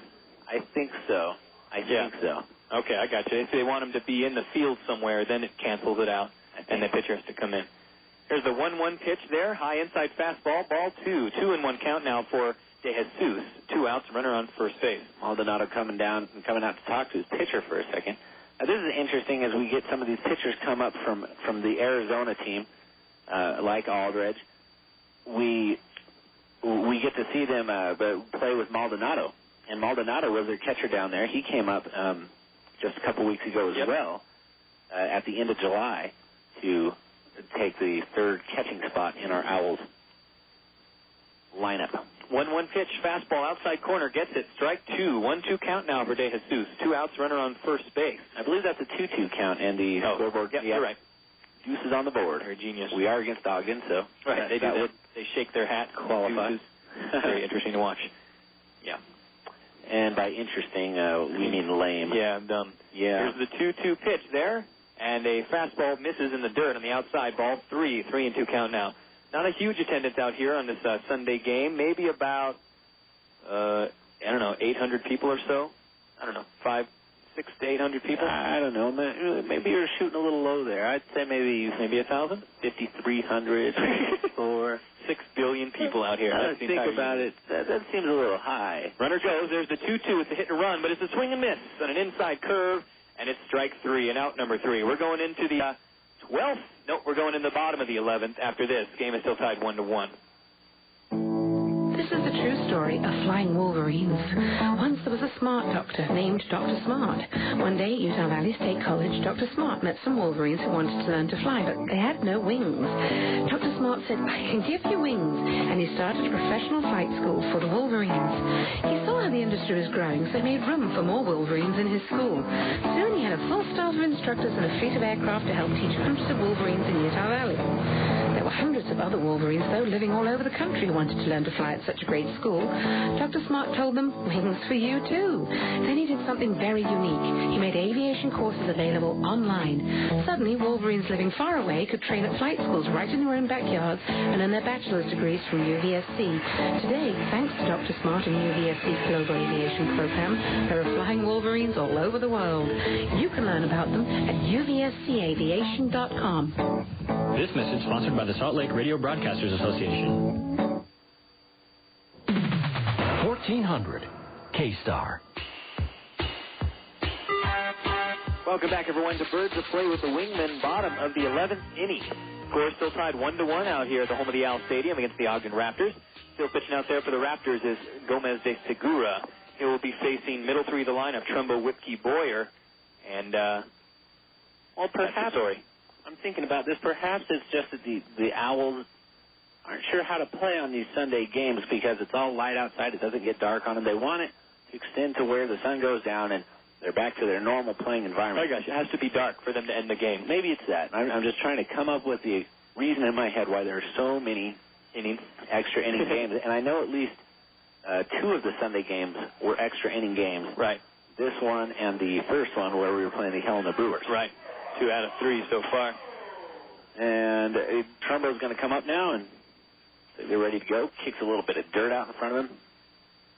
Filling in the holes there, making sure he's got a good batter's box to step into. And I guess all this really doesn't matter when it comes down to it. But still pitching, Joey said, was Gomez de Segura. What a last name. So far tonight, Trumbo has touched every base with his home run. Here comes his 0-0 pitch. Lets it fly. Inside fastball, misses barely. Ball 1. 1-0 count for Trumbo. No outs, no runners on. Trumbo has his 7th home run tonight and his 42nd RBI in the season for tonight. Here's the 1-0 pitch now to Trumbo, and Gomez de Segura lets it fly. It's a curveball outside. He swings on it. Strike 1. Tried to check swing there, but went a little too far past the point of no return. Yeah, couldn't bring it back. 1-1 count now for Trumbo. No outs. There comes a point where you can't take it back, and it hurts. There's a hurtful point. There's a 1-1, swing and a miss on another curveball. Strike 2, 1-2 count. This time instead of check swinging, he went for it full force. And now it's the 1-2 count. This curveball comes in pretty quick for a curveball. Yeah, in the low 81, 82, even up to 83 on some of them. And there's a fastball, and swung on and fouled down the right field grandstands. Still strike 2. Still the 1-2 count. Yeah, 1-2. Let's see. Trumbo's from Anaheim, California. Last played with Villa Park High School. And here comes his license score. But there's the 1-2 pitch now to Trumbo. Lets it fly. Inside fastball, misses low in the dirt there. Ball 2. 2-2 count now for Trumbo. I think you'll see the pitcher, I got to remember his name, Gomez de Segura. I think you'll see him go inside a couple times before he tries outside again or a high fastball to finish off Trumbo. But here's a curveball that misses. Inside, ball 3. 3 balls, 2 strikes now to Trumbo. Trumbo's up there in the Pioneer League standings again with his 29 extra base hits and his 23 doubles. Here's the 3-2 pitch to Trumbo. Way inside fastball, ball 4. And Mark Trumbo gets walked in a ball 4, his second time getting walked tonight. So runner on first now with no outs. Now batting Flint Whipkey. designated hitter. Whiskey's 2 for 2 in the night. He's reached base 4 times. Walk, single, double, walk. He now has 5 doubles on the season. Great on-base percentage, 1,000 tonight. I've seen something kind of fun that I like out there in the Owlz bullpen. Looks like they're going to warm up another batter wearing catching gear, Marco Albano, to warm up one of those pitchers. And that's because, of course, we've got like Flint Whipke, one of our catchers, is doing designated hitting. He's at bat right now. They're going to throw over to, you got a run on that. They make the throw to first baseman. It bounces up and over, but Trumbo didn't see it. None of them saw where it went, so he couldn't make a proper assessment of where the ball was, and couldn't run on that one. So still a runner on first with no outs. Whipke at the plate right now with the 0-0 count. Again, Trumbo with us only 2 stolen bases on the season. Yep, 2 for 2. He's a good base runner, but just not a lot of stolen bases. Here's his 0-0 pitch to Whipke, and he cracks a high fly ball out in the left field, still up in the air. Underneath it is Locke, and Locke reels it in the left field along the line there for out number 1. Trumbo tags back on first. Fly out there to left field. So 1 out now for the Owls in the bottom of the 11th. Score still tied 1-1. One runner on first. Now batting, Billy Boyer, the second baseman. Boyer's been on base once tonight only with a walk. He's grounded out, sack bunt, fly out. Boyer batting .246 coming into the game tonight. He does have 30 RBIs and 8 home runs. Boyer actually has a 7-game hit streak going for himself coming into tonight. Yep. Should he not reach base at this at bat, well, we don't know. We might get around to this part of the order again. But so far, he's hitless tonight, which would snap that hit streak. First pitch, a curveball. Not quite catches the inside corner. And ball 1. I meant not quite. It did not quite hit it. Yeah. Billy Boyer still leads the team in strikeouts with 85 strikeouts out of his 232 at-bats coming into the game tonight. There's the 1-0, fastball low, ball 2, 2-0 count to Boyer. The only player in the Owls team that comes close with strikeouts is Mark Trumbo with 63. So Billy Boyer still beating them by 20 strikeouts. And this is Boyer who goes through these hot streaks and cold streaks. Right. He's been pretty hot lately. Again, the 7-game hitting streak. He's been doing good to get on base, and his average has come up. He leans back far on that one, and it's a pass ball, fastball inside. Trumbo moves down to second base. Still 1 out, and Boyer reacted so quickly and bent back so far backwards. Looks like he kind of tweaked a little bit his leg or his ankle. Had to walk it off. Looks like he's limping on his left leg. It looks like it's a little limpy, but he's taken a step back into the box there. He's all right. So 3-0 count now, 1 out, runner on second. Boyer has been walked once this game already.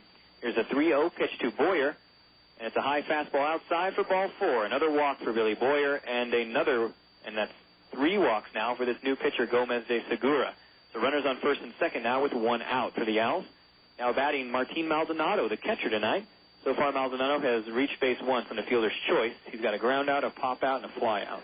All right, he's got another great situation here with runners on first and second, 1 out. Owls threatening. 1 run wins this ballgame for the Owls. There's the 0-0, fastball inside, strike 1, gets the corner. 0-1 count for Maldonado. 1 out and a runner on first and second base. Let's see how Maldonado does. He's only had a couple at-bats. See how he does with runners on scoring position. I want to say 333 with runners in scoring. There's a fastball low. Ball 1. 1 ball, 1 strike. Count to Maldonado. You're right. How'd you know that? Because we read it earlier. I just remembered it. All right. So 1-1 count now. Pitcher checks his runner on second once. There's the 1-1 pitch to Maldonado. Inside low fastball hits the dirt there. Ball 2. 2-1 count now. 1 out. Runners on first and second. Okay, come on, scoreboard. This is getting ridiculous. Yeah. The way they're so behind on this. It should be 2 balls, 1 strike to Maldonado. Slow motion or something unfair. But not putting them out there. Very interesting. Pitcher Gomez de Segura checking his runner on second. There's the 2-1. Gets a hold of it, a grounder to the third baseman. He makes the throw to second, gets the out, makes the throw to first, gets the out. Double play. And that's a double play that ends the bottom of the 11th.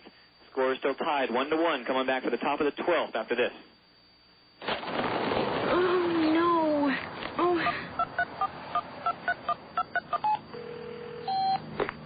Hello, you've reached the Satellite Emergency Service. We've located your position. How can I help you? Yeah, I spilled my Diet Pepsi. The whole thing spilled out onto the side of the road.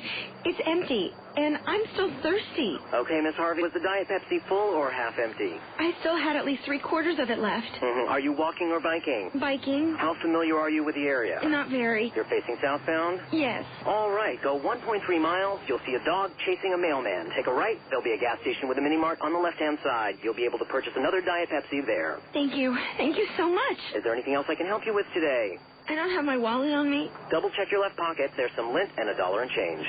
The Diet Pepsi Satellite Emergency Service provides you with the safety and security no other soft drink can. Subscribe today and enjoy Diet Pepsi wherever you go. Light, crisp, refreshing. Diet Pepsi. 1400 K-Star. Welcome back to the Birds of Play with the Wingmen. We're still in extra innings out here in Orem.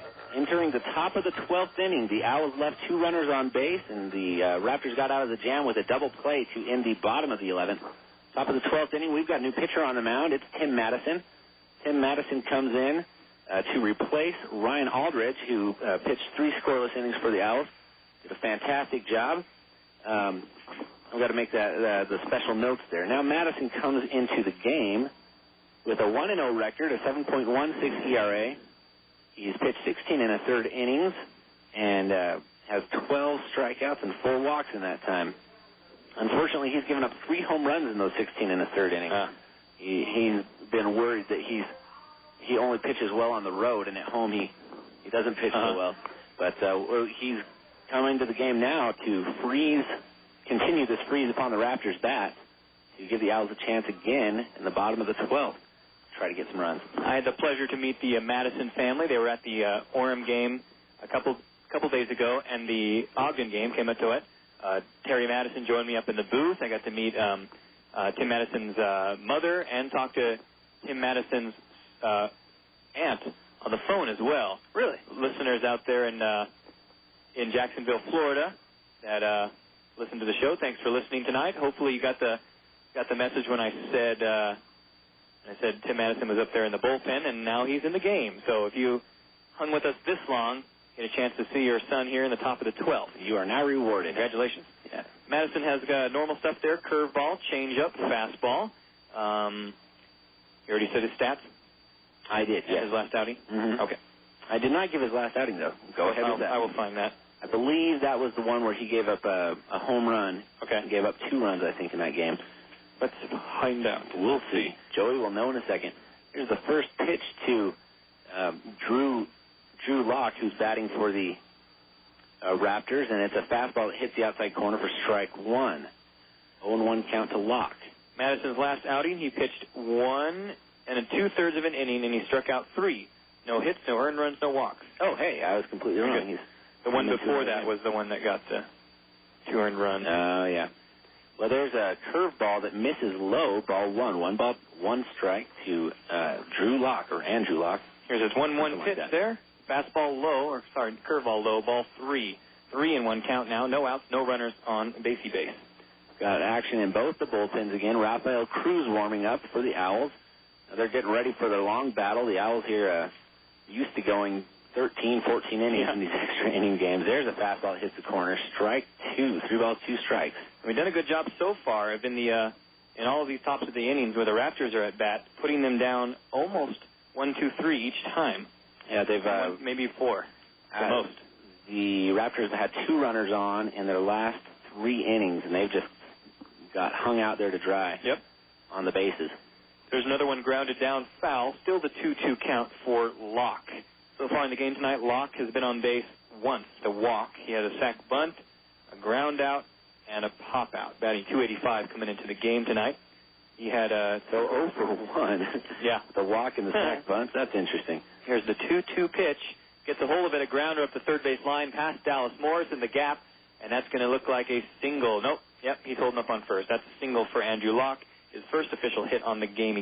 1 for 1, or 1 for 2, I mean. 1 for 2, after 5 at-bats. Yes. The runner on first, no outs for the Raptors. Now batting B.J. Richmond, the right fielder. Richmond so far tonight, fly out, single, ground out. Every one of those outs were for the third out of that inning. That's right. Weird. Of course, the single wasn't an out, but he's ended a lot of innings here for the Raptors so Good far. for him. And again, there's a lot of innings to end, so. There's a throw over to first base. On that last one, Morris started charging up the third base line early.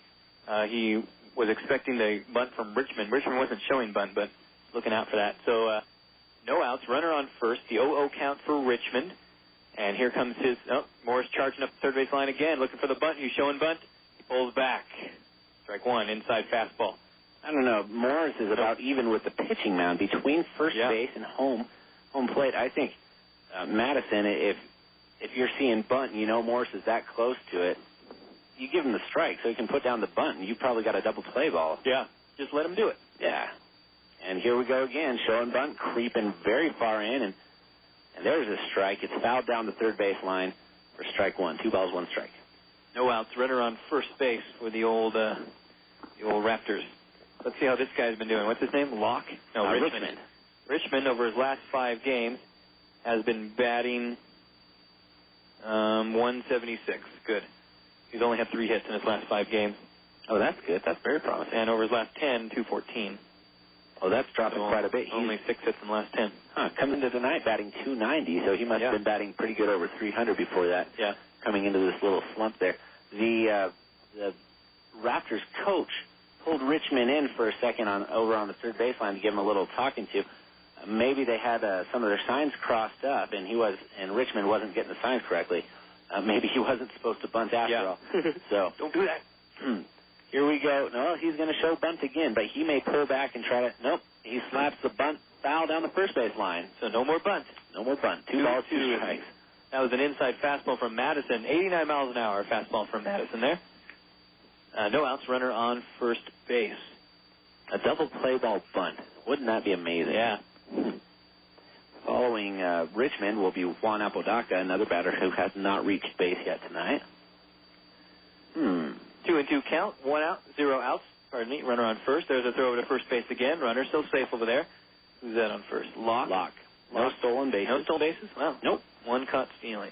Only tried 1 time, and after that they're like, never again. You cannot run anymore. You've ruined your chance. Richmond has a 421 slugging percentage. And there's a fastball inside for ball 3. No, it's swung on and fouled back behind us for strike. Well, still strike 2. 2 balls, 2 strikes still to him. Richmond. Richie Richmond. Okay. I wonder if he really is rich. Maybe. Maybe he comes from a well-off family. Who knows? There's a low fastball. Ball 3. 3-2 count now for Richmond. Runner on first. A lot of people got their last name from their profession. I think I figured out one. The last name Cooper is someone who works in a barrel-making factory. A Cooper who makes barrels. Is that right? I'm right. Okay, and there's thousands of Smiths because there's lots of different kinds of Smiths. Yeah. Tinsmiths and blacksmiths and goldsmiths and whatever. There's a fastball very far outside for ball 4, and that's going to be a walk. And runners on first and second. Tom Kochman coming out to the mound. We'll see if he leaves Madison in or if he's going to make the move to the bullpen. And he's making the move to the bullpen very early. And Rafael Cruz coming into the game now for the Owls. So sorry, Madison family. Your son there gets to pitch to 2 batters. 2 batters. He allowed a walk and a single. And he is done for the night after. Does he get an inning pitch for that at all? Nope, he gets 0 innings pitched. Okay. Now, Madison, it seems to me that Madison needs to work on and develop a strikeout pitch because he gets up in the count and he's in a good spot to be able to get a strikeout pitch, but you got to get that. You got to get a deceptive pitch that falls for a strike or one that gets the batters to swing on. He doesn't seem to have that quite so much. He does have a couple of strikeouts on the season, but not like a lot of our strikeout pitchers who have a very good finishing pitch. Now pitching for the Orem Owls, Rafael Cruz, number 45, Rafael Cruz. Cruz has a record of 3-2, a 4.19 ERA on 34 1/3 innings pitched, 22 strikeouts and only 3 walks for Rafael Cruz. Going to have an infield conference with the Owls infield. All 4 of them sitting there in a huddle discussing what they're going to do with the base runners, how they're going to approach this. Rafael Cruz's last outing, was 10 games ago.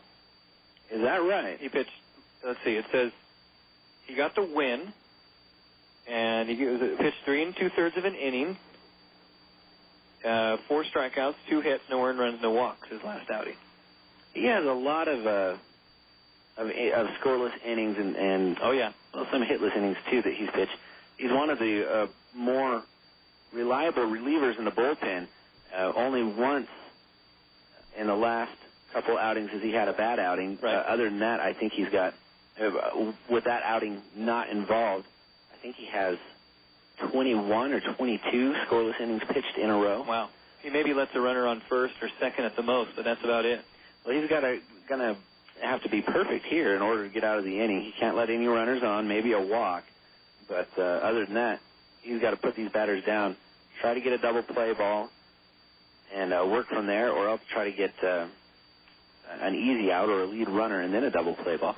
Now, Cruz does get quite a few double play balls or ground balls. It could go for double plays, and we'll see how that works. Lately, he's been doing better with his strikeouts. Cruz has a curve ball, comes in around 77. His fastball's mid-80s, 82 to 84, and a slider that comes in around 81. He's facing right now Juan Apodaca. No outs, runner on first and second for the Raptors. Here's the 0-0 pitch to Apodaca. He shows bunt and pulls back. Fastball misses outside. Ball 1, 1-0 count. We're in the top of the 12th. Score still tied 1-1. Sacrifice bunt, a very good idea for the Raptors with no outs. If they could move their runners over to second and third, they'd be in a very good chance to put the go-ahead run across the plate. All right, Rafael Cruz checks his runner on second. Here's the 1-0 pitch now to Apodaca, showing bunt again, and it's foul at the first baseline. Strike one, 1-1 count. Such an underrated quality or skill in baseball, being able to put down the sacrifice bunt. It's not as easy as it looks. To be able to sacrifice bunt well, you're going to have a place on a lineup on a team somewhere. Got to be just placed just right. Yeah, be too hard or too soft. Can't go up too high. Can't go. That's right. Too hard can't to be ground. going with these foul bunts down the lines and stuff. You got to be able to lay one down good. There's the 1-1, another foul bunt. Strike 2, 1-2 count for Apodaca. All of a sudden, the good idea is no longer an option. So, if had Apodaca been able to put down a bunt, the Raptors would be in a very good position, taking away the double play ball and everything. But instead, he's fouled off the 2 attempts, and he does not have that option anymore. Well, if he wants to risk it, I guess he still has that option, but usually you don't too risky see that for an happen. out. Yeah. All right, Cruz ready, and he's going to show bunt again. They're going to risk it. Oh my gosh! Here's the 1-2, and it's bunted foul. That's it, and that is out number 1. They tried it. I never thought I'd see that happen. Fouled out on a bunt. So what's it called? Foul out on bunt. Well, we'll call it that for now. Okay. Makes sense to me. Foul out on a bunt. Crazy. I'm glad you told me that rule. If I was by myself watching this game, I would have been very confused. What the? And he just it was a foul. It was a foul. I thought he hit the bat, and it bounced. Behind. Can't believe it. So top of the 12th, scores tied 1-1. The Raptors have 1 out and a runner on first and second. Now batting back to the top of the lineup for his 6th at bat, pinch hitter, Adam Godwin. Godwin coming in for Rivera. Godwin is batting .315, 20 RBIs, 1 home run. Let's see how Godwin has been doing. Godwin has been, over his last 5 games, Godwin has been batting .294, 1 RBI and 5 hits in his last 5 games. That's not promising. There's his 0-0, and it's a slow, what was that? That was just a fastball. It looks slow to me. Well, we get these fireballers out there, and then you get Cruz, who doesn't throw quite as fast. It's only in the mid to high 80s, 87, 88. And that one hit the outside corner for strike 1. 0-1 count, runners on first and second, 1 out. Here's the 0-1 pitch now to Godwin, and it's bounced off of Maldonado's knee. He makes the throw to second base, and Billy Boyer bobbles it, and the runners advance to second and third on that pass ball. Curses. That was a bad throw. Poorly thrown ball to second base, and Boyer did good to... Could have got an out there. I'm sorry. We need to make another note. Marco Albano is playing second base for the Owls. It looks like Billy Boyer did twist his ankle a little bit and has come out of the game, and Albano playing second base now for the Owls. Regardless, Maldonado made a very poor throw to second base. They should have been able to get that runner out. Yeah. Really surprised that the Raptors runners went on that. It was not that far of a pass ball. I think they got lucky. That was ball 1 for Godwin. Runners on second and third, 1 out. Here's the 1-1 pitch. Fastball low, ball 2, 2-1 count now for Godwin. Let's see how Godwin does with runners now in scoring position. Where did it go? There it is. Here it is. Godwin bats .214 with runners in scoring position. Here comes the 2-1 pitch. Rafael Cruz checking his runner on third. Takes a little break there. Make sure his runner's tagged back up. The runner on second base right now, Apodaca. No. That's Richmond. DJ Richmond is on second base. Apodaca just fouled out with that bunt. So this is coming in for Trayvon Robinson. Oh, okay. So we had misspoken on who he's pinch hitting for. We're at the very bottom of the lineup. Adam Godwin will take over in center field, it looks like. Fouls that one off, a fastball down the right field line. 2 balls, 2 strikes to Godwin. Okay. I was going to say something. Oh, yeah, the runner on second was leading off all the way to, like, shortstop position because Albano is now on the grass in center field. Darn it. on the infield grass. All the infielders are up on the grass except for Dallas Morris. He's playing back farther just slightly. Everybody else not wanting to let anything through here. There's a little pop-up and charging quickly. Stantrell Smith dives for it and misses. That's going to score 1 run. Hughes comes up with it, and that'll do it. Well, not for the whole game, but that'll score the run, and runners on first and third. And I think the coach for the Raptors is a bit upset with Godwin because he didn't try running to second base. And had he tried to run to second base, he probably could have scored a second run and taken a 2-run lead. But as it is now 2-1. Raptors leading by a run here in the top of the 12th. So still 1 out, and now runners on the corners. So what's his face? Godwin reaches on kind of a fielder's choice, I guess you could say. Does he get an RBI too? No, that was an outright single. Oh, he gets the single, okay. Yeah, and he will get the RBI for it. All right, he now has, 21 RBIs on the season. Okay. Okay, now batting Juan Rivera. Back to the top of the lineup. First pitch there goes for the bunt, and it's fouled down there. Strike 1. 0-1 count, 1 out. Runners on the corners for the Raptors. They lead 2-1 here in the top of the 12th. I'm imagining Godwin's got a couple stolen bases. If he's a center fielder, he should have some speed. What does it look like there on his stats? For what? Stolen bases. For Godwin? Yeah. 10. 10 stolen bases. Yeah. Okay. 10. Well, he was running on that one. Looked like they had a hit and run going. All right. 0-1 the count to Rivera. Wind blowing very hard now from outfield to home plate, maybe about 30 miles an hour. Here's the 0-1 pitch. High fastball and the throw to third base. Runner still safe. Ball 1, 1-1 count. Well, Godwin went and still second, so stolen base, the 11th on the year for Godwin. That takes away the double play option. But an interesting idea for Maldonado. Instead of throwing to second, throws down to third, trying to catch Richmond off the bag. Obviously, that's a weird idea. Yeah, the idea behind the steal there is to get the throw down to second and then have Richmond go home and try to score another run that way. But instead, Owlz trying to sniff that out. And there's a pitch out. Now, why didn't he throw there? The runner, fell over. I'm not sure. I guess you can't just expect a runner to fall over. That's true. In fact, you probably expect him not to fall over. I'm sorry. I'm getting angry. I'm sorry, folks. I'm getting angry. Very angry. All right, 1 out for the Raptors. Runners on second and third. 2-1 count now for Rivera. So far tonight, Rivera has not reached base. Strikeout, ground out, fly out, ground out, fly out. Good for him. Nice work. 0-5. Here's working just right for it. Swing and a miss on a fastball. Strike 2. 2-2 count there for Rivera. I was hoping that was strike 3. I wasn't really paying that as close of attention. Yeah. You hear into these late innings and all these pinch runners, pinch hitters and stuff, not the exact lineup you were used to at the beginning. People in the outfield different. The infield's in very close, playing on the grass. Still on the grass. 1 out. Runners on second and third. Here's the 2-2 pitch now to Rivera, and it's fouled back behind us there. Strike 2 still. 2-2 count off a high fastball. Well, the infield, at the beginning of this at-bat, while Godwin was still at first, they had been at double play depth. But again, as they come to the grass, trying not to give up a second run, this makes it very difficult because there's a lot of space between these infielders. Not only a lot of space, but they're so close to the plate. Anything that has some zip on it is going to, if it's anywhere away from them, it's going to make it right through those holes. Yeah. Because they have to get to it very quickly, and it's hard to do. Then there'll be a very tense play at the plate. Probably. There's a fastball outside. All 3 now full count to Rivera. Runners on second, third. Walk here would load the bases. And fouled off behind him on another fastball. Still 3-2.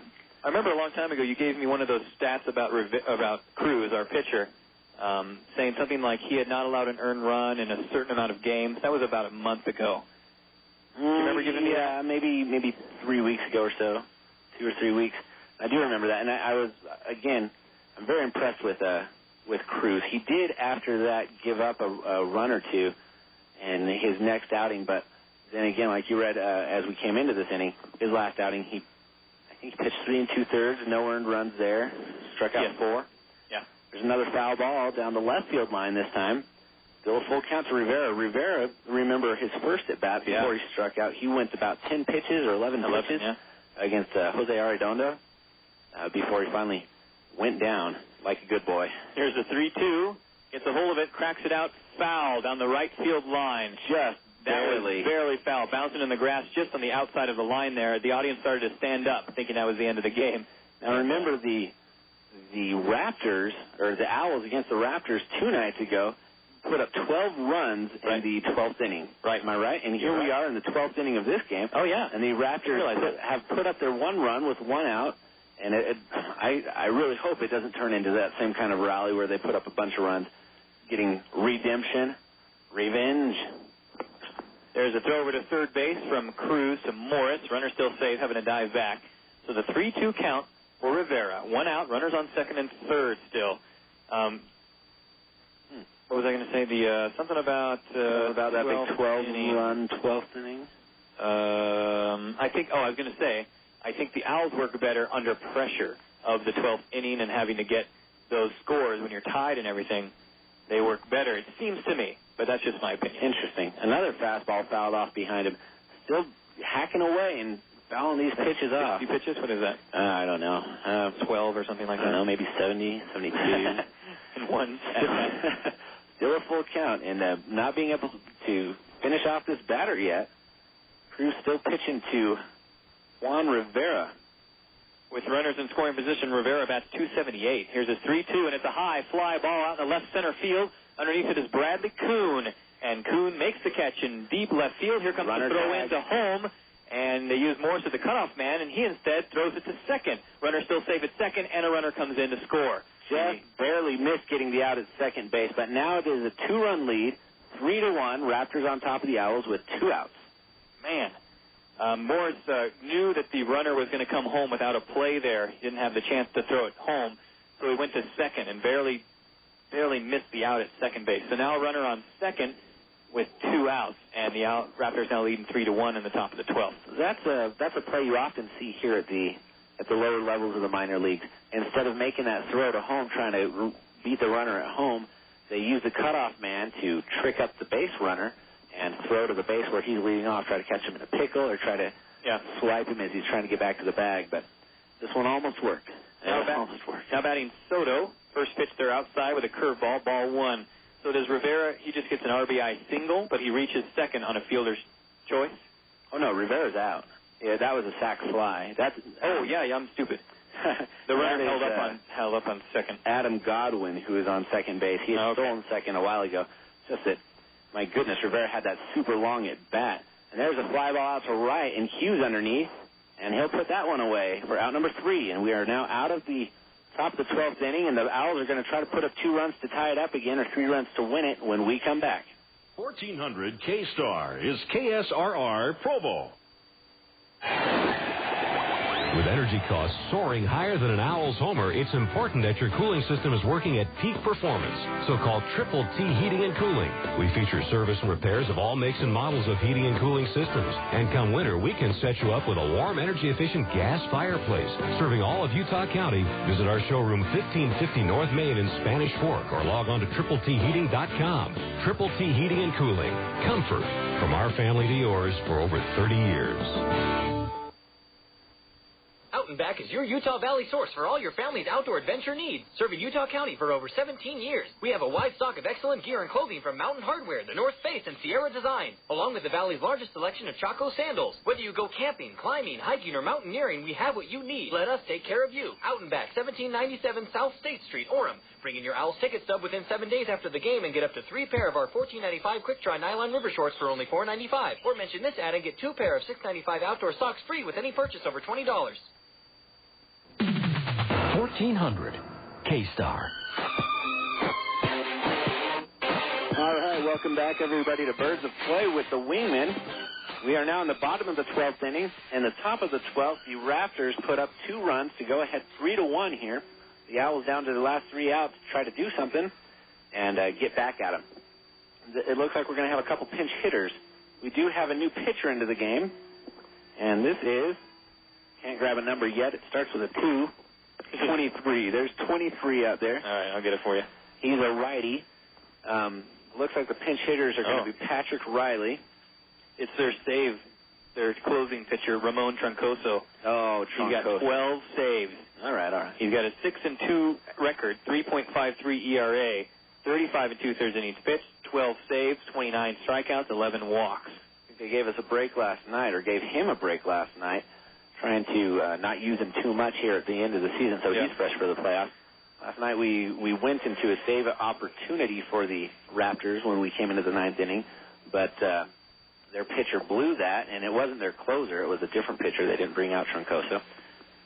Patrick Riley's going to do some pinch hitting here. Right. He's going to come in and pinch hit for Mike Hughes. Okay. And they want some left-handed bats at the plate this inning. So Patrick Riley and then Colby Overstreet's going to pinch hit. Here's his 1-0. Slaps down a bunt. The throw to first base is way overthrown. And he gets on. Riley is safe on first base with a bunt single. Leadoff bunt single. Cool.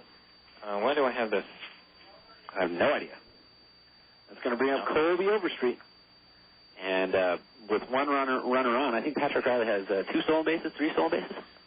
We'll see how aggressive the Owls are on the base path. 2. Okay. So let's see. 1 out. No outs. Okay, I'm going to start over.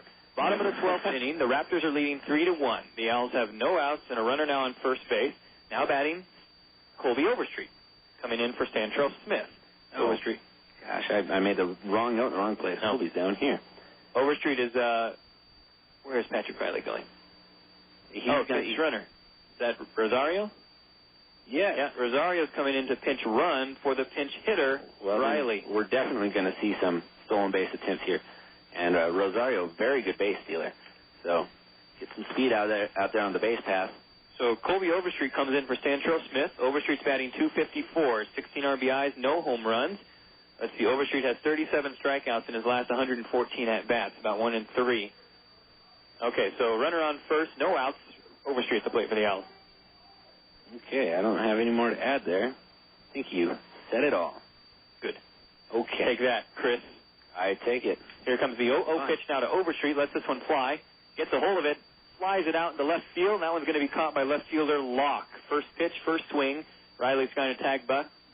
No, Rosario tags back, and he does. So 1 out now for the Owls and a runner on first base. Fly out there from Overstreet. And the Owls down to their last 2 outs. Yep. To take away the 2-run deficit. Still trailing 3-1. Bottom of the 12th inning here. And now representing the tying run is Bradley Kuhn stepping to the plate. Left fielder Bradley Kuhn. He's a lefty against this right-handed pitcher, Johnny pitch a lot. What's his name? Troncoso. Troncoso. Ramon Troncoso. Which means Sing-tron in Spanish. Here's the 0-0 pitch to Kuhn. Gets a hold of it, a grounder to the second baseman Soto. He makes the throw to first and gets the out there, but Rosario gets to second. So a ground out sacrifice thing there for Kuhn. Right. Soto came up looking for the double play, but the ball didn't get to him in time, and Rosario, a very fast runner, so took away that option. Had to just throw to first, but 2 away, runner on second base. Heinle Stacia comes to the plate for the Owls. All right. So let's see. Now representing the tying run is Heinle Stacia with the runner on second and 2 outs. Let's see how Stacia bats with runners in scoring position and 2 outs. I lost that page. Son of a gun. It's in there somewhere, I promise. I always turn to the wrong one. Don't want to look at. I know. That's not it. Here's the 0-0 pitch. Troncoso has the pitch he likes. Delivery, fastball low. Ball 1 to Heinle Stacia. 1 ball, no strikes. With runners in scoring position and 2 outs, Heinle Stacia bats .241. He's got 8 RBIs and 1 home run with runners in scoring position and 2 outs. Visiting radio guy ran over to me between, not this last between innings, but the one before that, and he's like, you guys are lucky. At least you have the 2 of you. I'm all by myself. I'm running out of things to say. I know. Big time. That happened many times. I talked to the wall when I was in Ogden. I was, that was in, where was that? The last place we went. Ogden was the last place. Great Falls. Just talking to myself and fun. Okay, there's another fastball outside. Ball 2, 2-0 count. Padded room. Right, bouncing off the walls. Here's the 2-0 pitch now to Stacia. and it's a fouled grounder up the first base line. Strike one. 2-1 count. 2 outs, runner on second. And that was a fastball, and Stacia was a little bit in front of it, and you see him hit his bat there like, that was the pitch I wanted. And the fastball on the inner third of the plate, I could have just ripped that baby. But Inner third. Inner third. You haven't heard that one yet, have you? Nope. It's a real term, I promise. I don't believe you. Okay. I don't believe you. That's right, because I'm a liar, aren't I, Joe? Well, sometimes. You do exaggerate quite a bit. A lot of hyperbole from you. Really? I'm a hyperbolic type? Yes. Okay. Watch your mouth. My mother's a saint. Mine is too. It's just a joke. You. All right. Hi, Mom, if you're listening. 2-1 to count to Heinle Stacia. Troncoso still taking his time for this next delivery. Looks like he's got what he wants now. All right, here comes, checking his runner on second. And here's the 2-1 pitch to Stacia. High fastball outside, ball 3. The wind is still blowing super hard from outfield to home plate, maybe about 35 miles an hour out there. So 2 outs, runner on second, the 3-1 count now for Stacia. I have seen Rosario steal third before. That is an option here. A very good base runner. You got to remember, you're connected there. I was spinning in my chair and I almost died. There's a 3-1, high fastball, ball 4. And Heinle Stacia gets walked his second time on base tonight. And now runners on first and second with 2 outs. And now representing the go-ahead run, Dallas Morris stepping to the plate for the Orem Owlz. Bam! So runners on first and second. Morris, who's hitless tonight, and history would suggest he's due for something. Maybe a home run? Maybe a home run. What do you don't think, know. A home run would be great. You That wins it, and we don't have to go into further extra innings. I'm not a betting man unless we're betting my children's college funds and no, like a gentleman's bet. Oh, a gentleman's bet. Just a shake of the hand. Here's the 0-0 pitch to Morris. Grounds it down foul into the on-deck circle. Strike one. 0-1 count. 2 outs. Runners on first and second. A gentleman's bet would suggest I have some kind of integrity and gentlemanly qualities, right. which I'm not so sure about. Which is funny because usually gentlemen solve things by shooting each other in the old days. That's right. It was like, we'll settle this like men and shoot each other. Protect our honor. The duel. Here comes the 0-1 pitch now to Morris. Lets it fly. And it's a slow fastball. It's a curveball, and he swings on it. Strike 2. A slow ball. That's right. That's a curveball. Low ball. Strike 2. 0-2 count for Morris.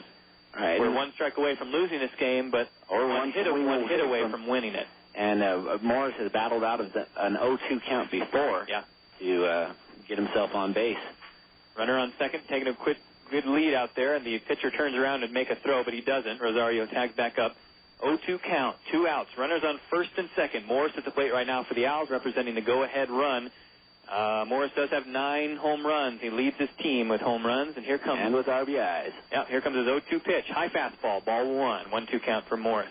And here we go, him battling back.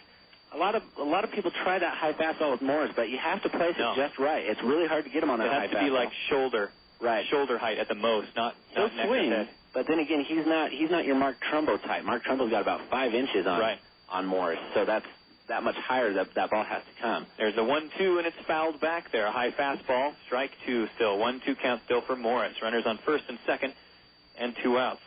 With runners in scoring position and 2 outs, Dallas Morris bats .222. He's had 1 home run with runners in scoring position and 2 outs. Has he? Yeah. Okay. I think it was the grand slam. That might be. It might be it. I'm not sure, though. Here's the 1-2 pitch now to Morris. Lets it fly. Gets a hold of it, grounded on the third base line. Here comes Rosario to third base. He's coming home. And that is a run scored in, an RBI single for Dallas Morris. The score is now 3-2 in favor of the Raptors here in the bottom of the 12th. Thanks to the extra innings, he proves his stat correctly. No 2 hitless games in a row. I can't believe it. All right, so an RBI. Yeah, Morris now with 52 RBIs and his 89th hit on the season. He's up there in the Pioneer League standings with his 89 hits. All right.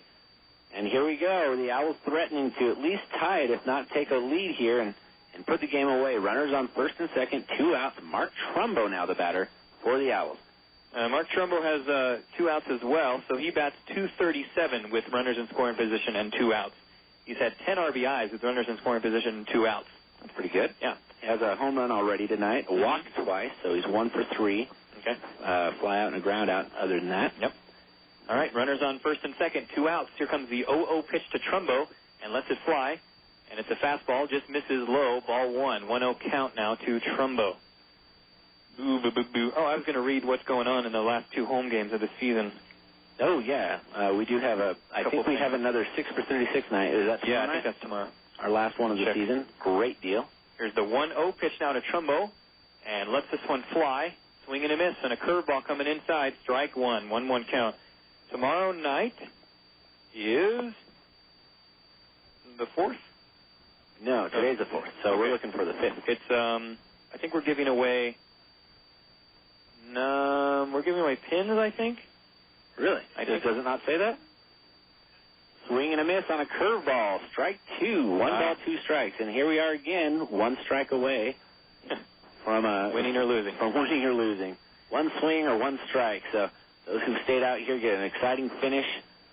Those who didn't, well, they don't get anything. They don't know but what's going on. A lonely drive home and a lot of question marks. All right, checks his runner on second. Here's the 1-2 pitch to Trumbo. Swing and a miss, and a fastball. Strike 3, and out number 3. The Owls lose the game. Darn it, I'm such an idiot. We're in the bottom of the 12th, and the Owls lose it 3-2. Ogden Raptors win 3-2 here in the bottom of the 12th. Come on back for a post-game wrap-up if you want to. I'm an idiot, so you don't have to if you don't want to. Joey. The Wolverine, or Kulalaskus, makes its den close to the I-15 freeway in Orem, Utah. Its feeding grounds on the campus of Utah Valley State College provides the Wolverine with a plentiful diet of over 32 four-year programs and an array of savory associate's degrees. But the Wolverine's an insatiable hunter and has developed an appetite for larger prey in the NCAA. Its recent forays have already disrupted Division I wildlife throughout the region. The Wolverine's a ferocious fighter, known to defeat animals several times its size. Humans should avoid confrontation with Wolverines wherever possible. Yet, for the sake of research, we went into the Wolverine den to record their behavior. For decades, the cougar's been presumed by ecologists and athletic directors in Utah to be at the top of the provincial food chain. Now, with the introduction of the green and gold UVSC Wolverines into the NCAA Division I ecosystem, it's evident that, as they say, there's a new color in town. 1400 K-Star.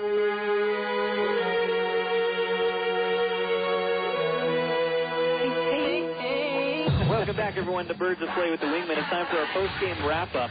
What a disappointing game for the Orem Owls. Another extra inning game. We went all the way to the bottom of the 12th, and the Owls lose it by 1 run. The Raptors win 3-2 over the Orem Owls. We scored another run here in the bottom of the 12th, and the Raptors scored 2 more runs here in the top of the 12th to get their lead. So final score of the night, Raptors 3 runs on 8 hits and 1 error. The Owls 2 runs on 7 hits and no errors. The winning pitcher for the night is going to be Matt Gomez Garcia. He came in relief there in the extra innings for the Raptors. Takes his record to 1-3. Losing pitcher tonight, Rafael Cruz. He came in for relief for the Owls. His record is now 3-3. Ramon Troncoso picks up the save, his 13th on the season for the Raptors. And time to name the player of the game. It's going to be kind of a hard one tonight. Trumbo? I'm debating between Trumbo and Whitkey, but Trumbo was the one who Whitkey's good too. Had the solo home run, so I'm going to give it to Trumbo, who went 1 for 4 with 2 walks and a solo shot home run. So Mark Trumbo, the player of the game tonight for the Owls, with honorable mention to Whitkey. Yeah. So tomorrow night, the game starts at 7:05, another home game here at the home of the Owls Stadium. We have tomorrow night and Tuesday night, both 7:05 games, the last 2 games that we play at home here in the entire season. And then those are both against the Ogden Raptors. These Owls radio broadcasts were brought to you by The Clean Home, J&J Services, All-Star Garage, Marcon Incorporated, SportsmansWarehouse.com, Ace Mortgage Company, Blue Mountain Insurance, SOS Staffing Services, Escape Motorsports, Stevens Henniger College, All Pro Tires, and Jack's Tire and Oil. Thanks so much for tuning in, everyone around the world and around the country. My name is Joey Hurley. And I'm Chris Peterson. Reminding you never to leave your wingmen. Have a good night, everyone.